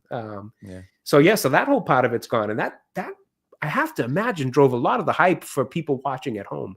Well, this is the thing, like you go like about actors, like even when they do the acceptance speeches, you get some good ones and like that, and then you got some like controversial one. But everyone, literally, I'm gonna say it because it is all mostly Americans. Like you do get some Brits come on and do some stupid things. Yeah, literally, most Americans come on and they're literally, oh, you're preaching. Yeah, you're preaching some political narrative that you don't understand, and you're expecting me. Us. Yes, you're talking pretending down that to the you're little people. Yeah. And it's literally, it's belittling, and you're like, oh, I'm bored because you know what? You're not the cleverest person in the room. Right. You are, and like how you say, what's it? You might not even be an intelligent person in the room. In total honesty, you're literally a jester for a living. Literally, go away. And they're like, they forget. And then this year, I can just see it. Like, and I want to watch something about movies. I don't want to know about you disliking Trump. And that's what it's going to be this year. It's going to be all that. California's better than everywhere. The root of the humor. And you're like, oh, yeah, it's going to take a swing. And I'm like, you know what? I'm bored. And that's the problem. I'm just like, you know what? I was in it to the movies. I'm a film buff. I don't care. Unless the film's about it. I don't care. I don't need to know your little hype about, you think you're better because of whatever. And it's just got that, like, it just gets a bit boring. The only thing I'm excited for is probably to see Wallace and Gromit come on to the Oscars. That'd be funny. Like that'll win an Oscar because they won a BAFTA. They actually got that. Oh, no kidding. That new, I wanted to watch that most recent Wallace and Gromit because that was something I watched as a kid. Oh, it's really good. Check it out. It's actually my kid. I always enjoyed Wallace and Gromit. Yeah, my kid loves Wallace and Gromit. Absolutely loves them. I put the wrong trousers on. And he just literally was like, oh, literally couldn't understand it. And then I'm like, the new ones are really like, they're like really good. But yeah, the new one's really, really fun. It's actually a really good movie. It's like, they've done it right again. But like, it's like, what do they do? It's about having fun with movies, having fun, doing a kid-friendly movie. And you can sit there as an adult and actually enjoy it and actually like that. But that's the thing, like, and I think that's again, I think we've give this sentiment so many times. Hollywood's forgot.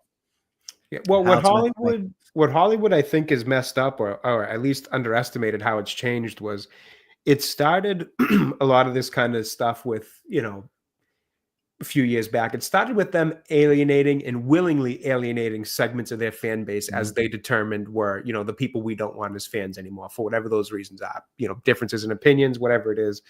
They decided we might alienate some fans, but we don't care because we don't want those people as our fans anyways. Okay, that's your prerogative. Fine. What they don't realize, I think, that they've done is they've gone so far into that way of thinking that they've now no longer just alienated segments of fan bases.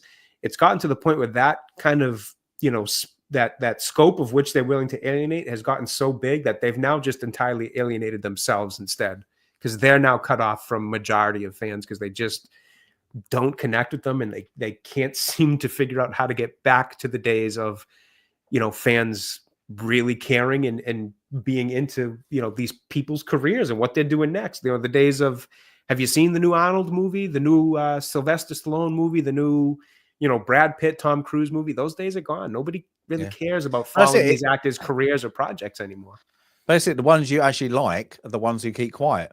And like, hate to say it, he's not a very good actor, but more people like Keanu Reeves now. Why? Because he keeps away from it. Because he just seems like a genuine good guy. And you go watch his movies. Guy. Yeah, he's like, you like his movies because he's quiet and he's a nice guy. Yep. And, I don't know what his political opinions are. They may agree with mine, they may not, but he doesn't make that who he is. Yeah. Like most people you'll meet in real life don't make their political opinions who they are. They treat people with kindness and respect, regardless of what you think. Yeah, and then you can, they become likable people. It's that simple. But that's it. Like I guarantee, I can't remember her name, and I like the one who's playing Snow White. If she kept her mouth shut and just said, just kept her mouth shut, that movie wouldn't have failed as it's going to fail now. But she's ruined that movie. They've ruined it probably anyway. Yeah, but she kept her mouth shut. She doubled down on and you're like, I hate to say it, you're a very immature, very uneducated person to be talking about the things you thought you were right on. And everybody you just see in interviews, everybody else is like, oh, backing away. Yeah, like she ruined that, and it's just like they forget that they just forget sometimes. Like, you know what? Sometimes keeping your mouth shut is the best thing to do. I don't think they forget. I don't think they've ever known. I think for many of these people, they've never had to work an honest day in their lives. They've never had to figure out how to pay bills. They don't understand that entertainment is a business. And so they've always gotten what they wanted. They've always stomped their feet. It's like Meghan Markle as well. They've always gotten everything they wanted, despite the fact that she claims that she grew up poor. No, she didn't. She grew up the daughter of a pretty famous, movie technician, film technician, who helped her get every role. And then she threw him away. And goodness knows how she ended up where she is now. But they don't understand. They didn't forget. They never knew. They never knew a hard day's work. And they don't understand that movies are a business. And they don't understand that if they alienate 50% of the population, 50% is a big number.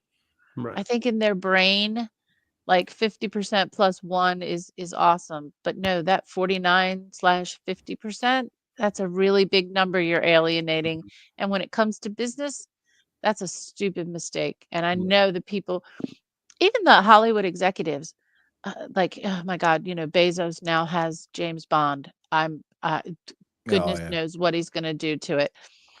But you've got the combination of vanity, the people who just want to put their fingerprint on existing IPs. You have the complete lack of creativity. There's nothing new under the sun. And then you have people making really bad decisions, whether they're actors or executives, and the shareholders are not holding them accountable because most of the stock of these great big huge conglomerates are held in these funds where, okay, you're not buying Disney, I'm buying a mutual fund, I'm buying a fund, so it's kind of diluted. Well, I don't realize Disney's in my stock profile, and the banks control that. And I don't want to get too deep into finance, but I have to tell, like, the person handling my finances for my retirement, I do not want these 10 companies anywhere in the portfolio. So you got to dig through the funds to make sure that I don't have Disney and that I don't have any company that supports or makes, marijuana-based products, all the things that I do not want to endorse and I don't want my money to go to. But the banks that are investing your money just to make your interest every day, they're doing some crazy town stuff. And no one is holding them accountable. Now, will the stocks go up or down? I don't know. It won't go down based on people not going to the movies, because we've seen that over and over again with Marvel and everyone who's just made, even Warner Brothers. I mean, my gosh, how can Warner Brothers keep screwing up? They have WB, the best that's all they do. They have Batman and they have Harry Potter. How can you mess that up? How can you not generate that into so much more than what they've done? But it's because they're chasing ego. They'd rather see their names standing for a political cause that I don't think they really believe in. Yeah. No, instead of making good business as soon as it's no longer profitable to them. Absolutely. Look at Clooney now again. He's flip-flopped for the third time. That's it. Yeah, as soon as the paychecks start drying up, they're like, Yeah. "Oh, maybe, yeah, Well, we'll keep quiet." that's the old thing, right? If you Like, stand for everything, you stand for nothing, or if you stand for anything, you stand for nothing. mm. Type of. I mean, not. Well, I forget what exactly it is, but if you, I think Those it's who everything. stand for nothing will fall for anything. Yeah, so that's it's That's the something like quote. that, right? Yep. And it's like you guys don't really stand for anything. You just always stand for whatever's going to put money in your pocket. You don't believe in any of these things. You just you'll drop it as soon as you drop it like a bad habit. As soon as it's no longer profitable for you. But I feel sorry, for up and coming actors mostly, because as you said, like there's no Hollywood blockbuster thing. But any actors or actresses coming through, they're just getting railroaded. Of like, you've either got to stick your ground and don't take the job, and maybe lose out on going to Hollywood, or you got to do some trash. Like there was that Peter Pan movie. Mm-hmm. That was awful. When they played on it, I think there was the trailer that person goes, "Oh, the Lost Boys," and then "No, we're girls," and they made the like that, and everybody kicked off. And it's a dreadful movie. But they kicked off the producers, directors. They kicked off all the adult cast in it. All kicked off that everybody was being this, that, and them.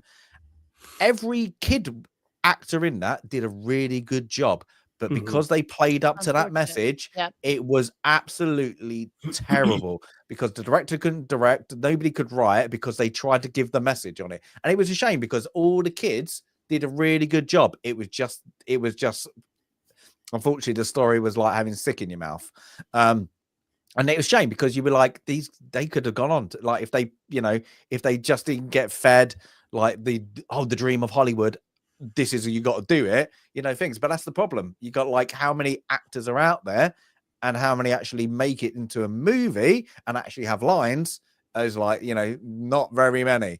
So yeah, it's a shame at the moment that whoever's dangling the carrot are dangling the wrong carrot at the moment at that things, and they need it. Like, I hate to say it, you don't want to go political. There's a person in the White House who's doing a purge in certain places at the moment.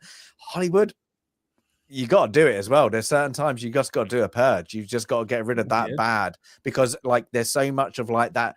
Like that same writing style is coming through on every Hollywood movie, and you just get like, oh, it just feels the same tone. Yeah, same tone. It's just not working. Like they have to realize that at some point. I get it. You have a huge chunk of leeway given the money that's invested into Hollywood and how much they're willing to lose, or can lose at least, before they really feel like they want to give up on whatever their plans or motives are. But at some point, you reach that number of, okay, that's what we were willing to lose. We need to now correct ship. But that's the thing, like with like Sam said, like Ghostbusters was like an IP, and then like it turned into a movie. But like, give it like, and I think Jay, you said it last time. Every movie is just a rehash, like a sequel, a prequel, like a reboot, like whatever. And it's just like, oh, please just stop. And when are they gonna do it? Like, just stop. Just give some new ideas, because there's not been a good one where they throw money to. Just going, we believe in this. If it fails, it fails. What was what's a good one? What was that Disney movie? John Carpenter. John Carpenter. Carter, wasn't it? Carter, is that what it was? Yeah, right. It was like flopped, absolutely flopped. But they tried it. They tried to put that money into it, and it flopped. And from everything I hear, that wasn't a bad movie. It just didn't have the right marketing. It's just not great. It's just, unfortunately, it's just not great. They just cut things, but at least they tried. They didn't go, let's just rehash Indiana Jones. Let's bring him out again. Let's do that. Same. Like you just said about James Bond. Oh, they're just gonna imagine what that's gonna be. It's gonna be like, I hate to say it, James Bond is movies. Same with Star Wars is movies.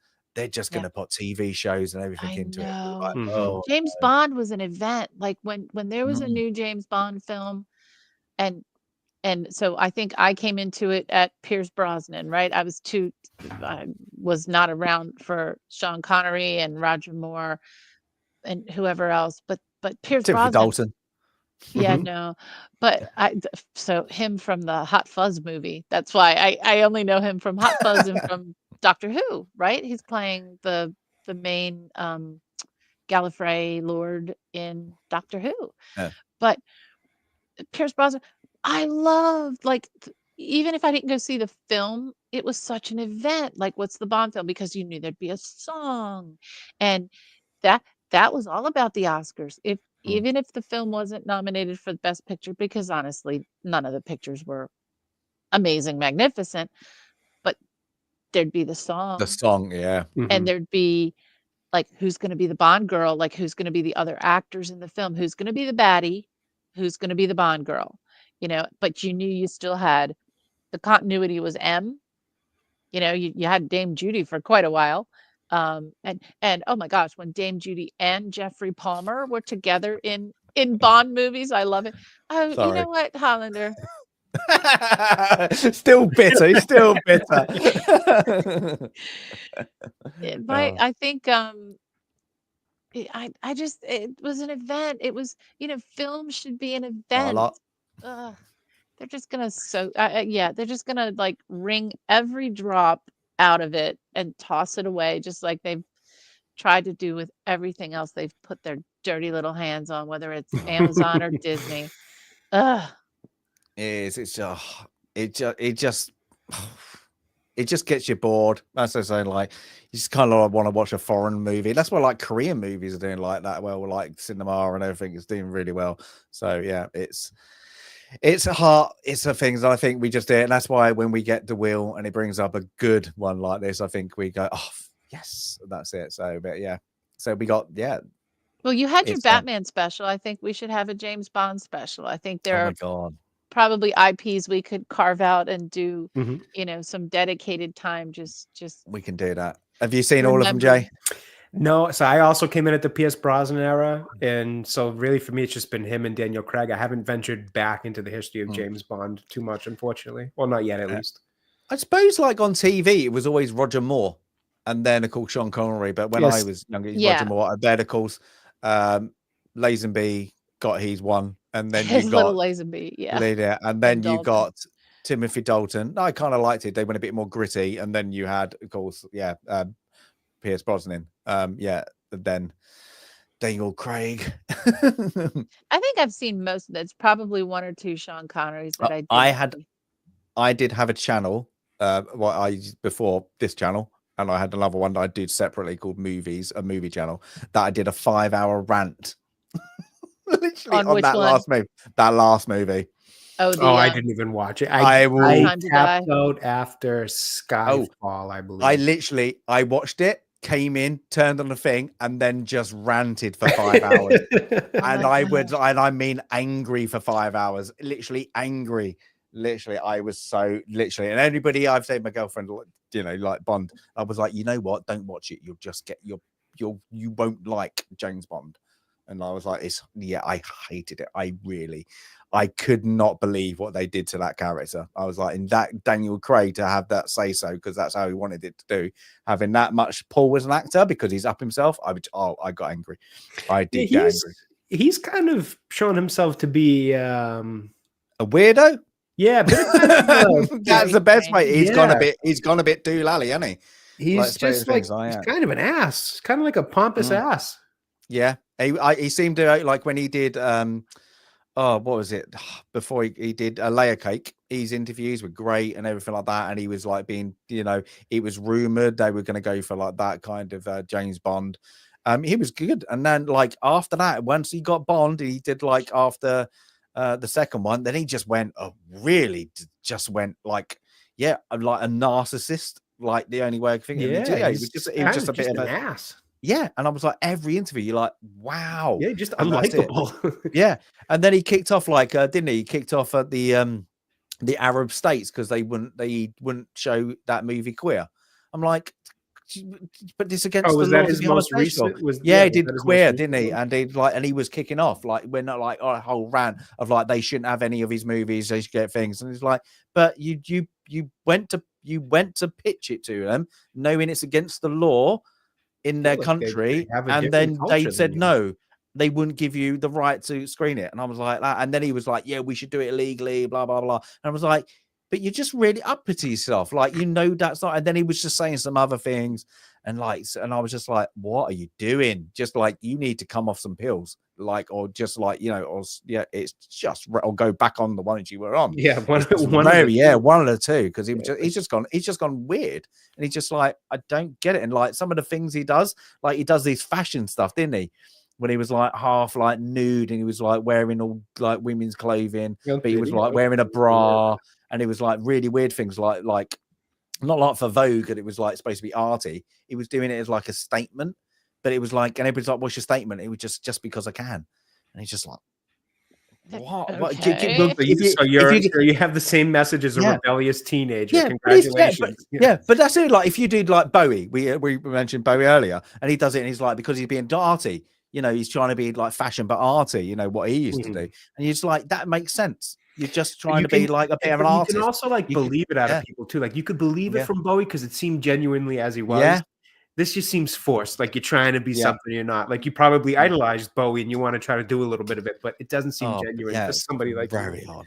Yeah, but I don't get things, but didn't mind Casino Royale. Let's just say I actually really like Casino Royale. I will say I do like that one. Quantum of Solace, I didn't care for. He's really good. Quantum of Solace was so stupid. Yeah, I didn't care for that one. I could watch that movie. I've watched that movie again. I still don't get I don't get it either. That movie. I don't either. So that one was Skyfall next after that, I think, right? Skyfall, because I was on with Javier Bardem. I did like that one, but it didn't do enough to pull me back into the one with Christoph Waltz that was next. Scepter or Spectre? I always forget. Yeah, that's it. Yeah. And then so I kind of fell out of it after that. Never watched that one. I never watched No Time to Die or whatever the hell they called it. I think I liked Skyfall because even though the story wasn't so great, the performances were off the chart. Yeah, like you had Javier Bardem, you had Dame Judy. I hate that song. I don't like the song. No, she won an Oscar for it, didn't she? Skyfall when you're gone. I'm like, what is that? I was like, how can you get Skyfall when the I was like, what is going on? I know she like, was rhyming Adele, some wasn't it? strange Adele. words with Skyfall. Yeah, and I was like, oh, you just literally just that, and then they were like, that's how we can get you an Oscar. And I was like, that is terrible. Yeah. Oh, yeah. It went downhill from that one. It did. I want to be positive. I'd like a good Jimmy Bond movie coming forward here. So we'll see what you'll tell straight away by what the cast is and what time period they're going to set it in. I think that's going to fix. If they go modern day and then do a terrible casting, you just get I think a lot of people will be like, no, 60s, man. It has to be. And I'm not, but I know a lot of people want what's name Henry Cavill. I think he's too old now.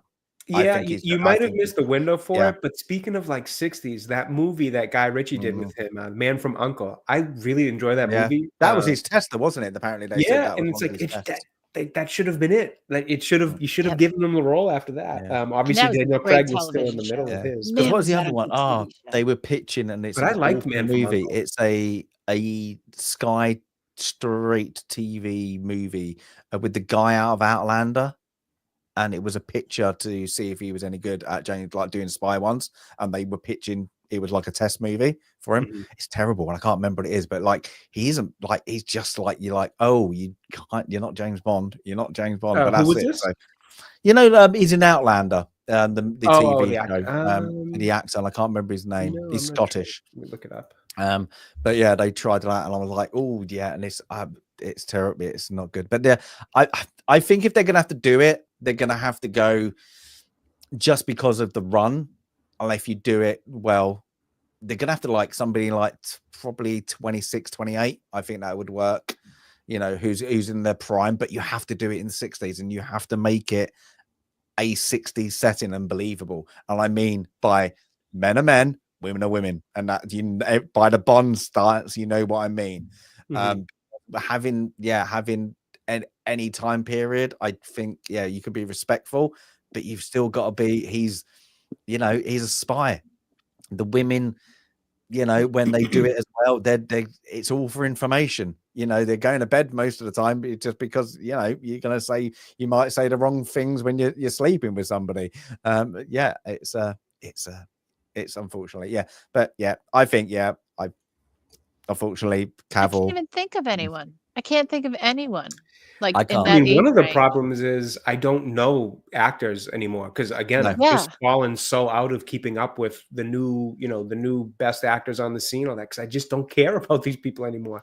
I care about the movies and the quality of movies once they're out. I no longer care about, oh, have you seen this new actor or actress? They're the new, the new it person in Hollywood, and they're in like I just don't give a shit anymore, for lack of a better way to put it. I know they've been pitching the two that I think was in it is the guy you like it, Jay. I think The Gentleman, the TV show. The main yes, Theo James. Yeah, I can't remember think his is name. I just think I don't know the name. name. And then it's the guy who's in wrong. Bullet Train who has got the mustache. Yeah, he was just Craven the Hunter. I see, but this is the problem. Is like I can't remember these people. I can't remember names. That guy, that guy from that. Yeah, that's it. What is his name? Let me look up Theo first, guy. Yep, that is Theo James. Theo James is the name for the guy from Gentleman. Yeah, I could see that. I could see that. And I was like, you got things like some of them are just a little bit bulking up, a bit more, a bit suave, but yeah, they could do it. Like, but it's got to be good. You have to now Bond, and that's the problem is like with like Pierce Brosnan. He came. What was that show he did before? He got the part on TV. And that's what they said. Oh, because you do that, and he was supposed to be. It wasn't Heart to Heart. Was that Heart? No, that was Robert Wagner. No, it wasn't. Yeah. Oh, for God's sakes! Wait a minute, because I used to watch it. Yeah, and then he was going to be at when Pierce Brosnan, but he was contracted for another season for that. That's why they got Timothy Dalton in to do it, and the Timothy Dalton's it was one of those. Oh my gosh! And that's why they got him back. But they always said he was still too old to what they wanted age wise. But yeah, he's probably the latest. He's probably the best run. I really enjoy all these movies. Like I was saying, there's like what we just watched with Ghostbusters. Timothy Dalton's run are really fun to watch. Remington. That's it. Yeah, Remington Steele. Yeah. Oh, that's but that's it. You haven't got that. You haven't got those shows anymore. And I'm not being things, but you haven't got like those kind of like silly spy action movies. Like I'm talking even like silly like stuff like the A-Team and stuff like that. You haven't got those like the ones where you could have a bit of play like Knight Rider.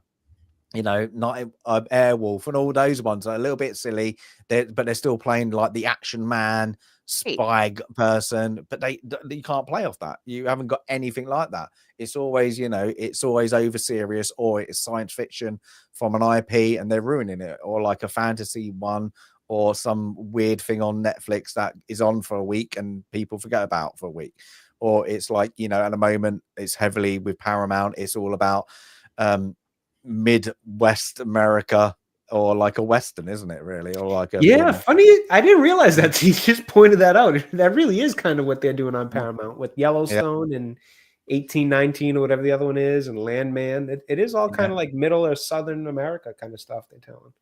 But yeah, can I tell you the very first film that Pierce Brosnan appeared in? I'm shocked because I love the film, and he's just Mr. an Bean. extra. The Long Good Friday. He's in the Long Good Friday. He's just an extra. Is he? He's Lola's first Irishman in the Long Good Friday, which is on the Wheel of Film. If you didn't put it on, I did, because it's an awesome film. Yes, that's good. Well, if they wanted to tell a Bond comes out of retirement movie or story, rather, I wouldn't hate seeing Pierce Brosnan pick the role back up, because he still looks like he could play a James Bond. Yeah, guy's aged gracefully. Cool. He could still be James Bond 100%. Do a come out of retirement story. I'd prefer that over probably whatever the hell else. Yeah, if you're gonna do it, you could do one back to back, like part one, do like a back to back movies, and then waiting for, look, we're gonna do that because we haven't got. Yeah, let's bridge the gap until we figure out who the next one is. Oh, you know what he's playing in? He's scheduled to be in the the Richard Osman books, the Thursday Murder Club. They're turning those into films, and he's gonna play the main. In the Thursday Murder Club, so that's filming now. Interesting. Never heard of them, to be honest. Yeah, they're big, they're huge books. I haven't read them. I love mysteries, but I don't have time. I don't have time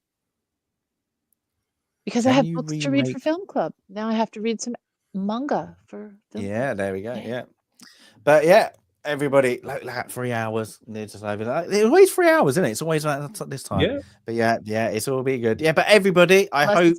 Was it The Great Escape? Which was the one that we went? It always depends on the length of the movie. I don't know. We usually wrap up at the runtime. Yeah, Godfather. Yeah. Godfather was a good one. That's it. Yeah, I think we got some talk. I think the next one's going to be a bit goofy because there's a lot of this might be some science to talk about. Let's see if it could ever happen, and some references to other movies in it, older movies. That's it. But yeah, this one's the first one for. No, this is going to be first for Jay for Inner Space, and then first for both of you for Akira. Yes. Yeah. So, it's going to be a good one. And you might have to reach out for a special guest. I think we should. You should. I know Hannah would love to join for some. Oh my gosh, some that anime. would be fantastic. Oh god, yeah. So yeah, we'll have to reach out. But yeah, I'm glad again. Everybody, thank you. This has kind of been a film club Ghostbusters birthday stream. So that's Happy been birthday! A lot of yay! So Happy 30th birthday, Stasis. Yeah, that's what I'm saying to everybody. I agree to everything Jay says. No lies. That's it. You agree with everything I say? Canadian suck. No, sorry, can't say that because I saw the score. Not the people, Canadians, the hockey team. The hockey team. Yeah. Well, Canada beat USA. That was good. They did. I did Fair like play. the fights on the when it was. It was like 3 fights right out of the gate. Right out of the gate is great. Yeah, but did you see love it was because of the booing.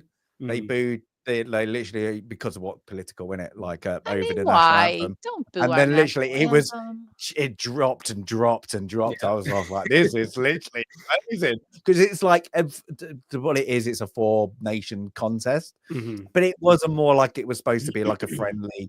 Get rid of let's try to do something different. And it was literally, I was like, that's funny. And then the rematch, I was like, this is brilliant. This is literally for the after, like, how did the USA lose against Sweden? That was weird. And then, that end match and then them to win in overtime. I was just like, it was top to turvy. It was actually quite a good series. I hope they carry it on. It's fun to see a lot of the pros playing it too, because a lot of these guys can't play during the Olympics because NHL and all that. So it was nice to be able to see some of these guys represent the US, and it was fun. It was really fun. Yeah, and it's good to for the European players as well, to have the Finnish where they're Finnish and Swedish. It'd be good to see if they can get the other bring the Czechs over, or Czechia as it's now, to and get some other ones, do a 16 team. It's a really great. cool It'd be good. I like anything that's set up with athletes representing their countries. I love the World Cup. I love anything like that. It just adds a cool layer to sporting events. Yeah. What's that? I like you. I get you are our number one heckler, Highland. It is for sure. But yeah, so it's been fun. Got more. I've downloaded some weird, scary games. More weird games. Oh, good. That's it. So I've got some of those. I'm just enjoying playing them, and they're like good little. I said they're good little minis. They're good little things like. They fit into a small little stream pretty well. Yeah, I've had some moments. That's the only way I can say it. That last one I played, Homeless, that was a bit bizarre. That was good though. But I like it. I like the ones you like that. But I've literally, I did you see the one where I scared myself? That was stupid. I was so things, and I turned around and there was a sledgehammer. And it was me holding on to the sledgehammer. No, I didn't see that. I put it as a short. I put it in as a short because I was like, I can't believe I just scared myself in the. There was one where you were going towards a door, and you kind of knew it was going to scare you, but it still scared the crap out of you anyways. That was a good one. I think that was during the Homeless game. That was terrible. There is a lot of things. I didn't like the mortuary one. I really didn't like that was bizarre. No, that was very weird game to play as well. It had some good jumps though, but yeah. There was so I've got those coming. They're just funny. I like playing them like that, but I just because the worst thing is when you something's going to happen, it's got things, and then it doesn't happen, and then it does, and then I just can't stop every time. I'm like, oh, and my girlfriend's like, oh, that is you're literally terrified, aren't you? I'm like, don't even go there. Like one of them, I said I don't have a break, so they're fun. I'm not going to jump it in. I did download Skyrim again, so I might do that from the start. But then I was like, that's like to get to like level 50, like that would be like 300 hours. Yeah. So that's it. So I might have to think. But you know, I was contemplating after you guys were talking about Elden Ring. I was like, ooh, do I? So it is a great game. I if can't you recommend it enough. and you need a sensei for Elden Ring, you let me know. I'm jumping down. I love that game. Do I have to call you sensei all the way through the game? Master Sandy. Give me a bandana and act like the things. There you go.